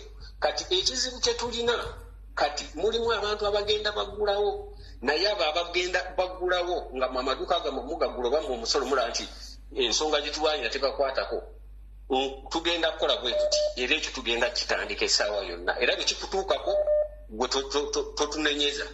Kati kwata ecupa yo nene ya giraasi teekamu omusenyu teekamu petroli teekamu olutambi. Kati gwe bw'osanga edduuka lyonna erigule kubana abagezaako okutulaga mbu batulyamu olugwe. Kwata ecupa yo koleezaako akabiriiti kasuka mu dduuka eryo essaawa yonna kijja era mukimanye abagezaako okutulaga mbu tetulina twegayirira ki? Byebyo tikyebyange. Mukama kuume. Hello. Kale sebo nawe bali kubeerako. Kale sebo ticha kakati ku mulama gwa leero esigera nagenda wala nnyo ticha kureti yonna egenda gyoli. Olw'ensonga nti for the last 4 years ebintu bino badde oyogera abantu nga amatu bagataddemu pamba kiraba naye kati essaawa zino abo abakulembeze b'abasuubuzi obagenda ne bateesa ne Museveni bagenda bawabuwi ssente bakiveemu katonda omusuubuzi wansi akiikirirwa talina kyagenda funa wabula basigale nga bagadde amaduuka. Bannayuganda tusituke tuve ku Facebook tuve ku ki tulombe omusajja Museveni kyekizibu kya Uganda tuwali muntu malayika. Kale sebo toyanza nsebo naye kati yesebo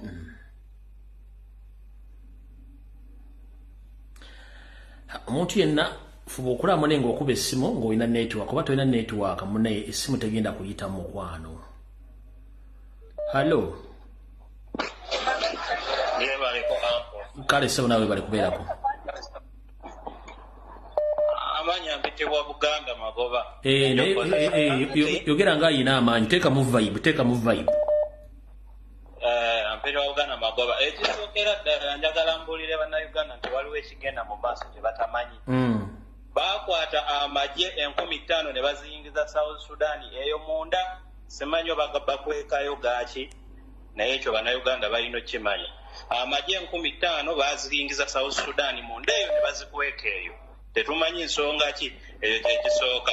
Ifirisi njagala bakitegeere bannakampala bonna ne bannayuganda nti kibagwanidde kubanga twekalakasanga ne batukuba emiggo ne batusiba nga bawooza tebatulinnyira mu bintu byaffe batuyita bayaayi. Kati essaawa zino kibatuuseemukko naye naffe tujja beegattako bwe banaatulaga nti bamalirivu tulina obulumi n'obusungu. Nze Buganda Magoba.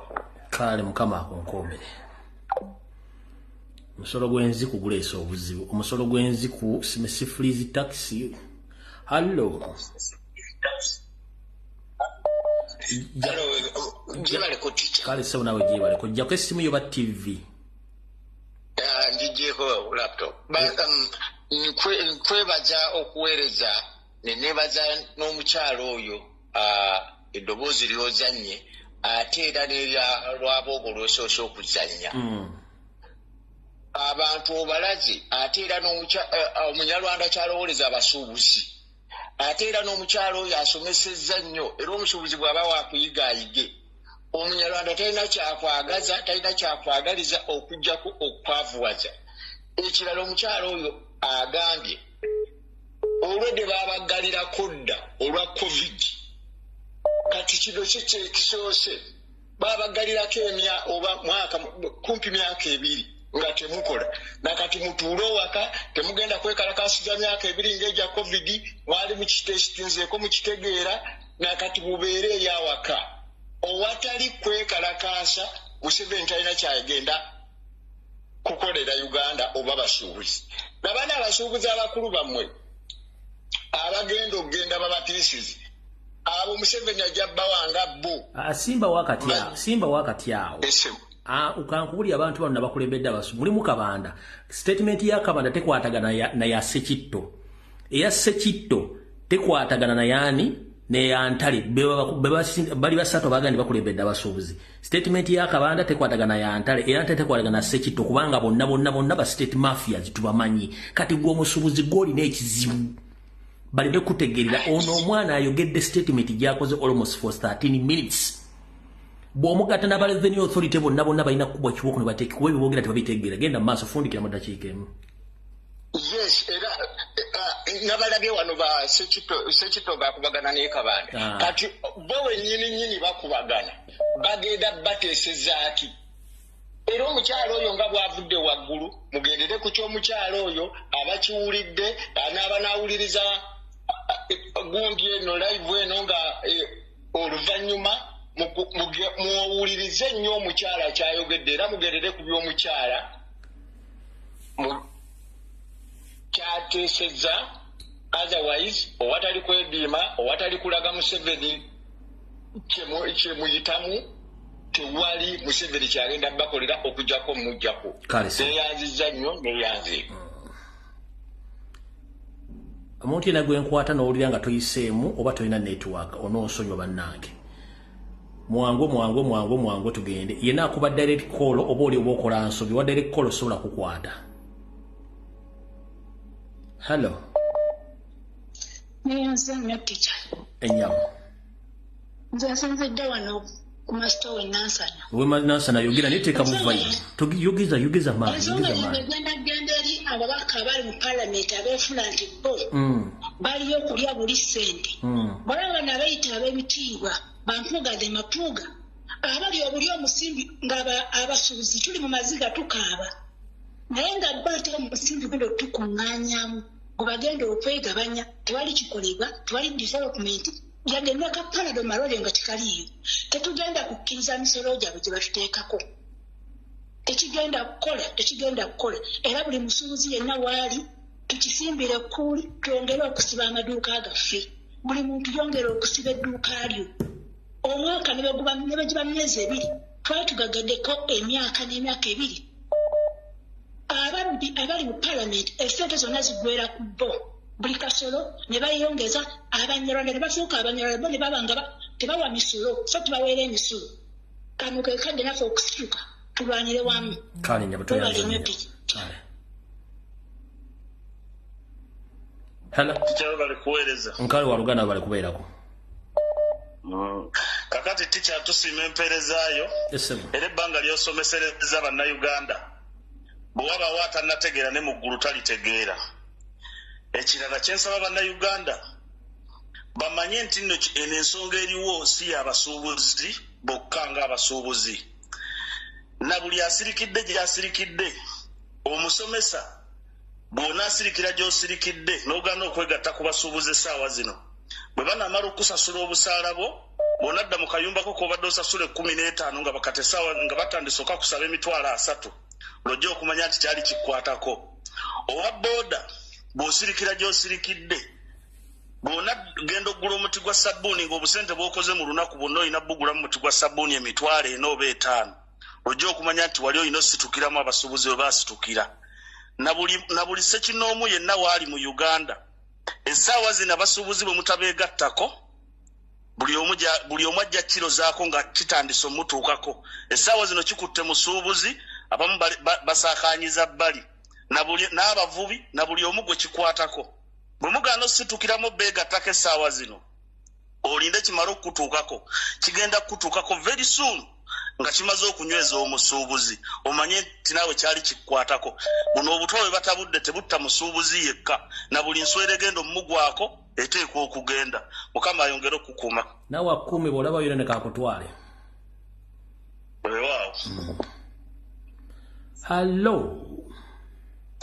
yes teacher webaale kuweereza eggwanga naawe bali kubeera ku ssebo mutabani wo w'enzululu ibagambe mu lukonjo tuve wano tugende saagala yogera mu Luganda yogera mu lukonjo tugende kale teacher wasinja erihanga nje ekyalina kiwuuma abasuubuzi wabere basomesha owatanzira rekenga omuleka syali syarekenga aberekenga abantu boosi ekiri mu basuubuzi itwe kikinde bikikalu mu basuubuzi kikasuba omuntu abantu bahese omusolo wabakate kuko musubuzi ewa mundu wa hese no ukabuka college eno ukindi tuhawo manyana lochemba ukalolo mutwaro ukabuka ndi college ukindi tuhawo mutwaro ewa mundu wa bulekero no ukindi tuhawo so yatanzira rekanga sendekanga ayo aberekanga abantu abanene babiri gomasya business bani mwenda baka college bani musoma boda abajo abanene abayo bawutisha ashaduka umatoni yatweka access babere soma boda babiri omucho mamaduka so wasinja college wasinja eritu reviews ko college abya ko tusomesa ya traverekanga kandi abasubuze abali Kampala bamenya bati ebo nebo bake bakatuha emisoro eyo nebo bake so bakindi beba college bamakinga maduka wabo abantu bali abatuha emisoro nabo bakindi college bakindi bya first eri college eri tuha emisoro wasinja kusewa twayanziza nyesebo kuba bali nyobala bakonje bawulidde kale sewo Hello teacher webaza emirimu gyonna gy'otuweereza era tusaba eggwanga lyaffe libeeremu abantu abagezi nga ggwe ekiseera kino nsaba eggwanga lya Uganda nze mbasada okusinziira ne mukono bannayuganda bonna kyekiseera tusituke abo abantu abalowooza abatakisi ababooda buli muntu yenna waali olina okukimanya nti enkola eno ey'omusolo buli waali yenna n'omwana ali ku ssomero school fees zirinnye buli kimu kirinnye ebyo byonna biva ku musolo n'olwekyo bannayuganda buli omu waali kyekiseera twegatte ku basuubuzi tulyoka abakwabwe gwewa booda ajjayo booda n'ogamba nti ate nze ngenda kubyanzaamu wano buli omu waali omulimu gutuule tulinde kimu fenna kusituka mulundi gumu nga buli omu waali abulira obulumi nti ddala obulumi obwo bumukwatako kubanga buli kimu kyonna ky'okwatako omutwalo tegukyasobola kumazaako lunaku kakati ssaawa eno bannayuganda kyekiseera ffenna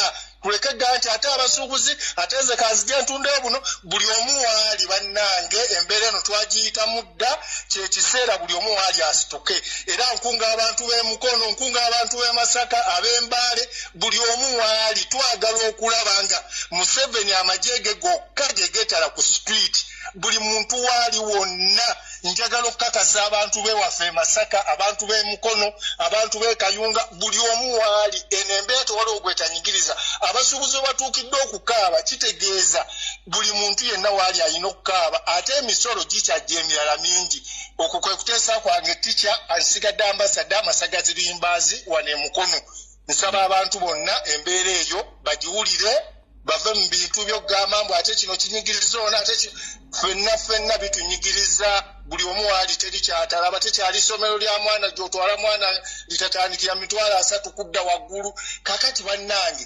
Uganda we tutuuse tugenda kugibeeramu tutya bannayuganda kyekiseera buli omu waali amanye nti embeera ejja yakuwulira wiso buli omu alumbe saawa yakuggyako Museveni kwe kuteesa kwange okwo tica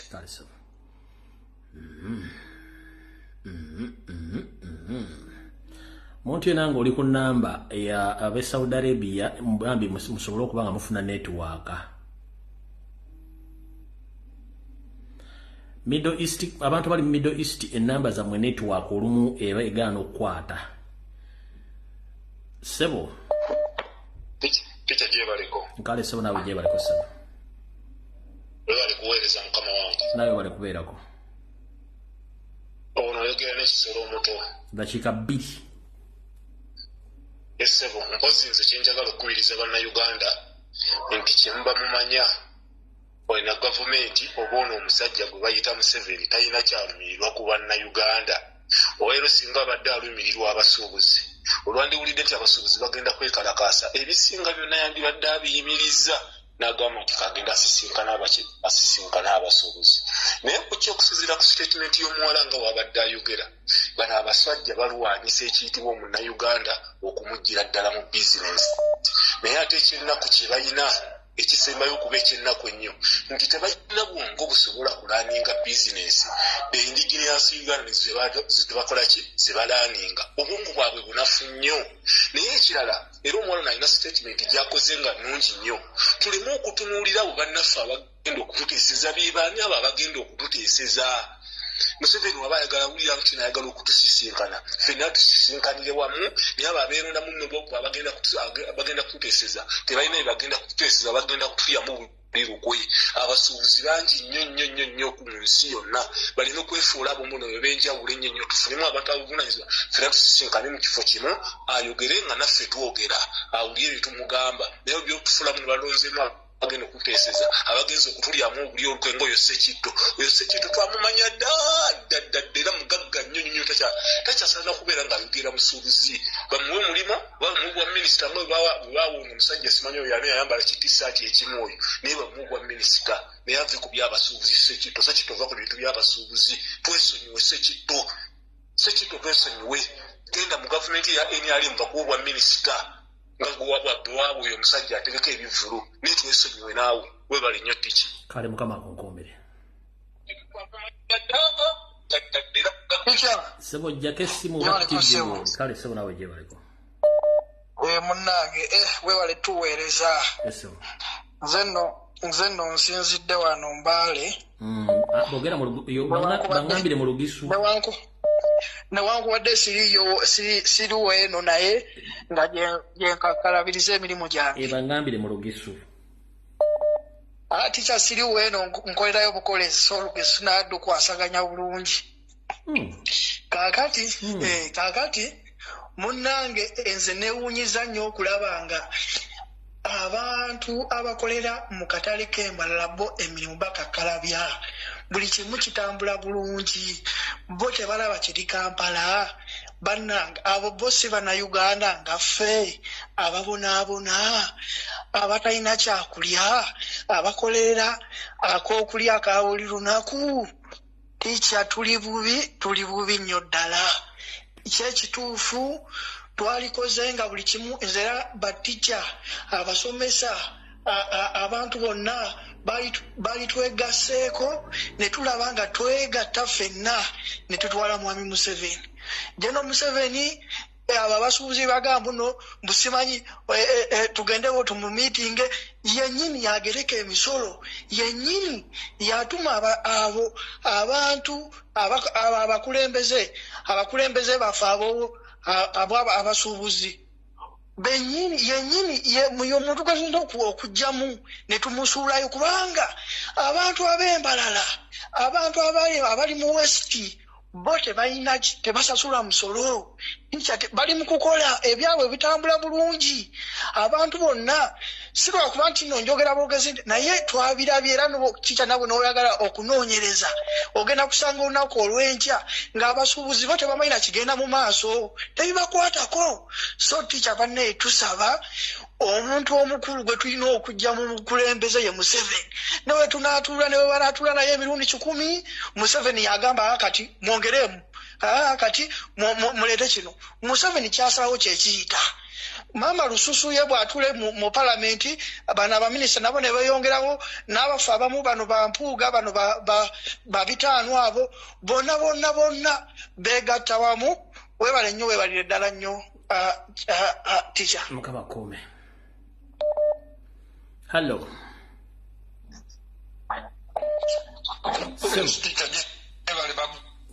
Kale sebo na ujebale. Yogera ko ni mukuru kale sebo. Yogera ko ni mukuru Faizo kuva Uganda. Yes sebo. Faizo va mu kitundu kya Uganda.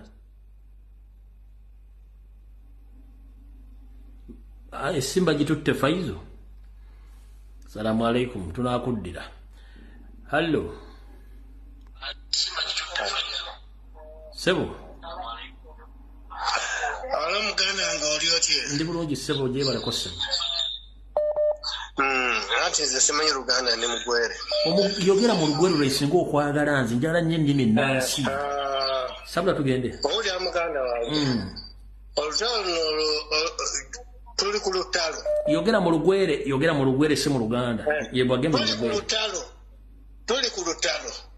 Abakulembeze abatutwala lwaki bayirire nyuma lwaki tebaba mu maiso ne batuwagira tulinga abantu abalekwa otuwula niki ababyaire ng'ate tulina ababyaire abasobola otukwikirira twaba mu maiso kubanga omuntu abanoonya embayizi eyo nga tutaka kutema musaale nkendinaiza nakuba omusaala ogwo lwaki ife tututandikiraawo abakulembeze baiso betutaka abataka okutukiikirira esudaani yabaire okwekalakaso gw'omugaati n'abasirikale bayingiriremu politician bayingiriremu omwana eyo kyera omusyo gweniki ne tebasoboire otuyamba n'abakulembeze baiso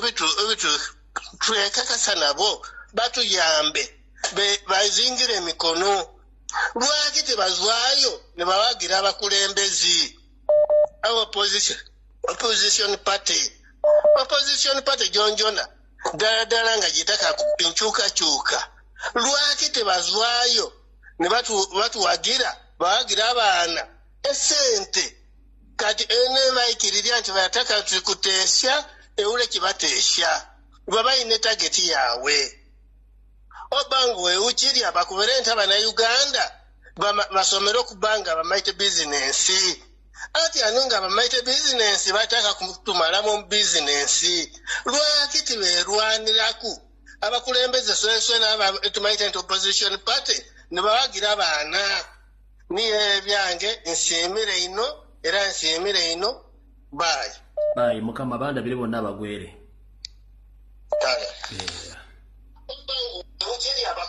Hello. Okusaba ojjeko TV obesimu mukama wange.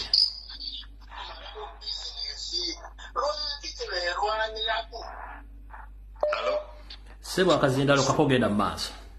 Emiko ali. Yes sebo. Ono brigade ya Sabata Kazinya aka Kalampege Kadogo Nsanyusa. Nsanyusa okuwuliza. Nkale sebo. Tuli wano musanyu dene fetu mulina. Yes sebo.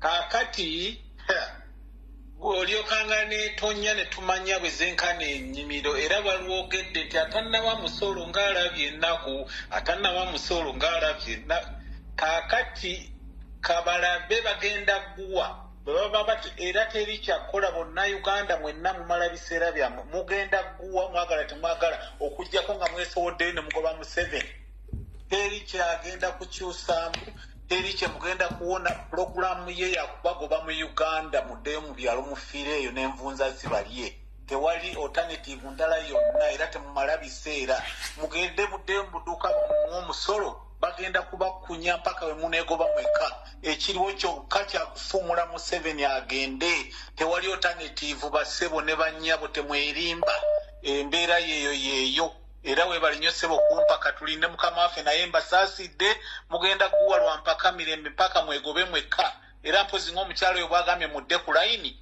mutandike kutundira bintu byammwe ku intaneti naye awatali ekyo tewali kiwedde kaweddemu. Soko nzijukizeemu akayimba ka Fred Masagazi kaali kaani. Fred Masagazi yatannawa musolo kalabye naye ngalabi yange omwe yika Windows kasi. Oli musajja naye Fred singira nebuza akayi obujjawa ane bannange afande sigale Bungereza mu kyakale ebi tusigadde bindekere mukama 10 ai se Hello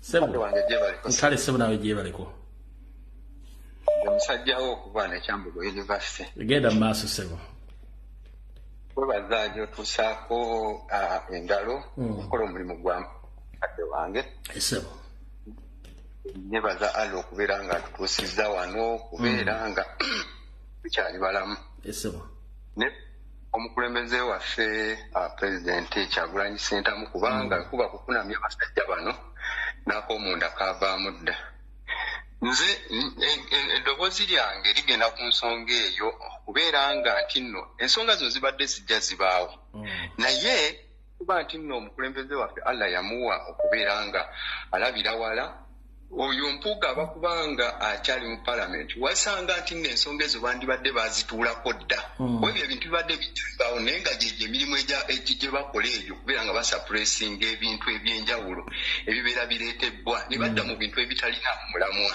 so nze ekyo nkyebaliza omukulembeze waffe okubeera nga alaba n'agamba nti ono agwana wano ono takyagwanawo n'embeera efaanako bwetyo otherwise bo babadde batutuulidde ebbanga ddene nnyo nga ebintu ebyo babituulako ebintu eby'omuzinzi nga babituulako naye kati omwana azze mu kaseera akatono ennyo gwe baali bagamba nti nno oba talina kyasobola olabira ddala nga ali wala nnyo n'okutegeera kwe kuli wala nnyo okwabo abasajja ababaddewo olowooza n'okulowooza nti abasajja bifo bino babadde tebabiriimu so nze kwe kuteesa kwawe ku nsonga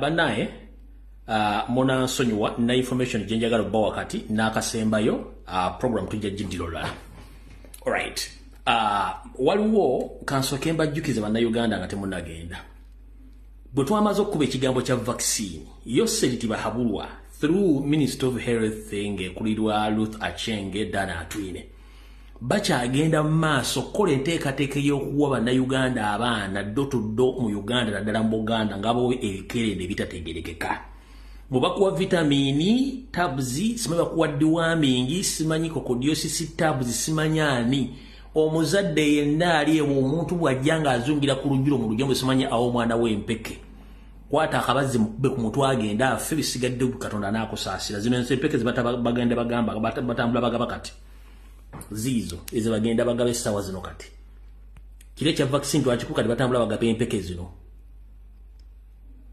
batambula bagaba empeke ezo ntegeezeddwako nti bagaba empeke 18 motoka zitambula okuyita Nansa n'Aganda nga bagenda bagaba empeke zino nga baziwa abantu kale mweberere mwena bannayuganda abali eyo alright kati njagala byomu okwata essimu ye y'omu ngalo ngenda kutuma tukole ka research kano ka dakiika 8 tukawunzika bulungi nnyo tugale video tujja kudda ku Sunday waliwo ekigambo bakiyita political gerrymandering ekigambo bakiyita political gerrymandering kitegeeza nti kyabyabufuzi naye nga omukulembeze ali mu buyinza akikozesa okwerezemeza mu buyinza ng'agenda ateekawo okugaziya engeri gyafunamu obuwagizi n'abamuwagira abakulembeze n'ebitongole ebimubeeza mu buyinza mu bufunze kiringa ekiyitibwa kitegeeza kwaluza oba kwalula oba agenda ayaluza mu byobufuzi bya Uganda kati Museveni akozeseza ekigambo kino kibayita political gerrymandering okwebeeza mu buyinza nga bannabyabufuzi bonna abandi badde bamugambako yagenda abatta batya muwulire ekigambo kibayita CA abasinga obungi tebakimanyi CA kitegeeza Constitutional Assembly Constitutional Assembly eno yakolebwa oba yembeera bannayuganda bwe baali nga bali Museveni yaterawo bannayuganda bagende beebuuze ku balonzi biki beetaaga okubeera mu constitution ebyokukyusaamu kwe kukola enkyukakyuka mu kusemateeka mu mwaka gwa 2015 n'akyusa nateeka byayagala kati njagala ogenda obuuzemu ba parliament oba omuntu yenna yali mu Constitutional Assembly nga bamuli kukyusa constitution mbuuze nti parliament ya Uganda erina kubeera n'ababaka ba parliament babeka kati kandi okuvire ku ntono parliament ya Uganda entuufu era emanyikiddwa mu ssemateeka wa Uganda erina okubeera mbame ba parliament 240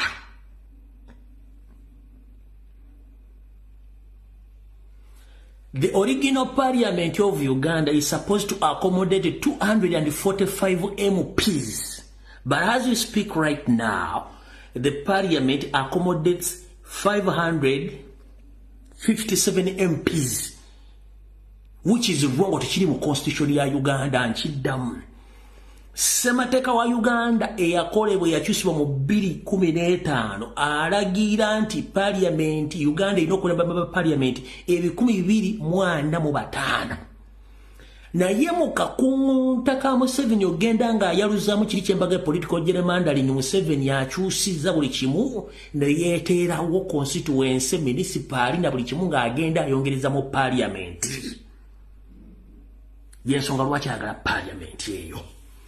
Kati njagala okwate bameba parliament 557 oyawuleko original bameba parliament 245 wasigala bameba parliament 312 bano bonna bali unconstitutional.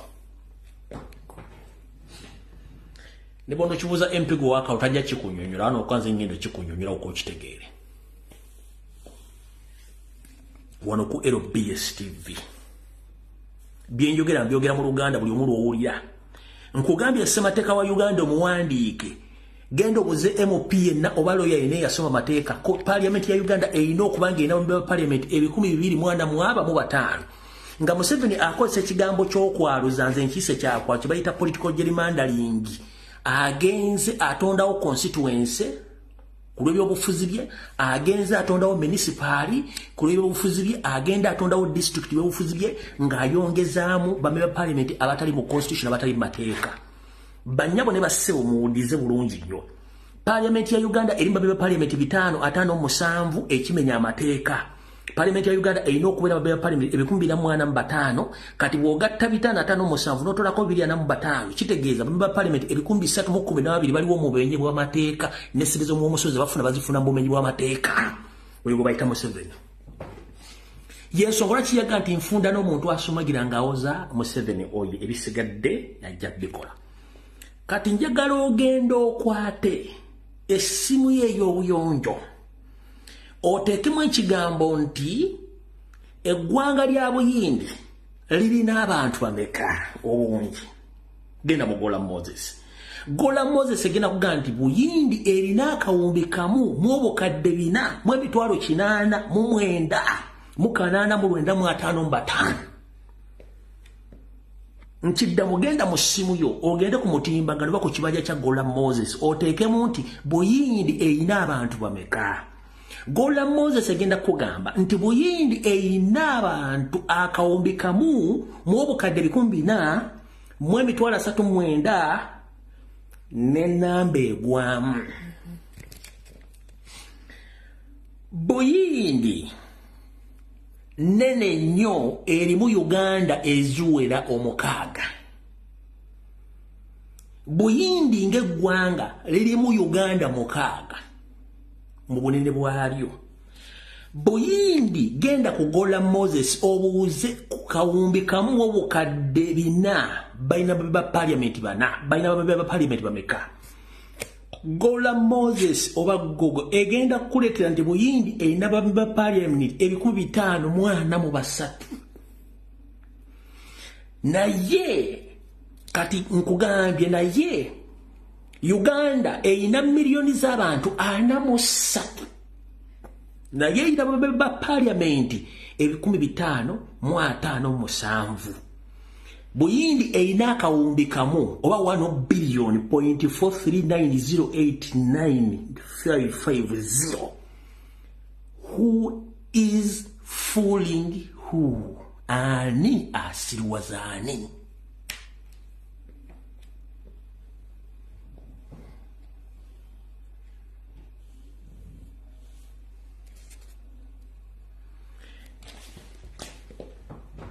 Masikyala kulekana namwe mbawekeza mpo wano ndyoke mukitegeere nti tulina okwetakkuluzaako olukokobe. Eno ye Buyindi ogiraba taata maama eyo Buyindi okuva eno wansi neyambuka nekyama wano nejja wano neyambuka bweti nejja nejja nekkirira neddayo egye tuyita Buyindi ogiraba eyensi eriemu ka Uganda kokka kasalira wano ka Uganda kokka kasalira wano bwogerageranya ensi ya Buyindi ka Uganda antula yo wali waggulu Buyindi ne kati wosagana wote ka Uganda we kakoma kati lino lyonna ettundutundu lino lyonna lirimu akawumbi kamu n'obukadde 14 n'abantu abagwamu balina parliament 543 kati jankana akafundikwa kensi akafundika kwensi kana akafundikwa kasinga India bambe ba parliament obungi kana akafundikwa kwensi kano akafundikwa kaline abambe ba parliament basinga ba India muina milioni 45 kale kanzigamba na 5 milioni 45 ez'abantu naye India ina akawumbi mu bukadde 14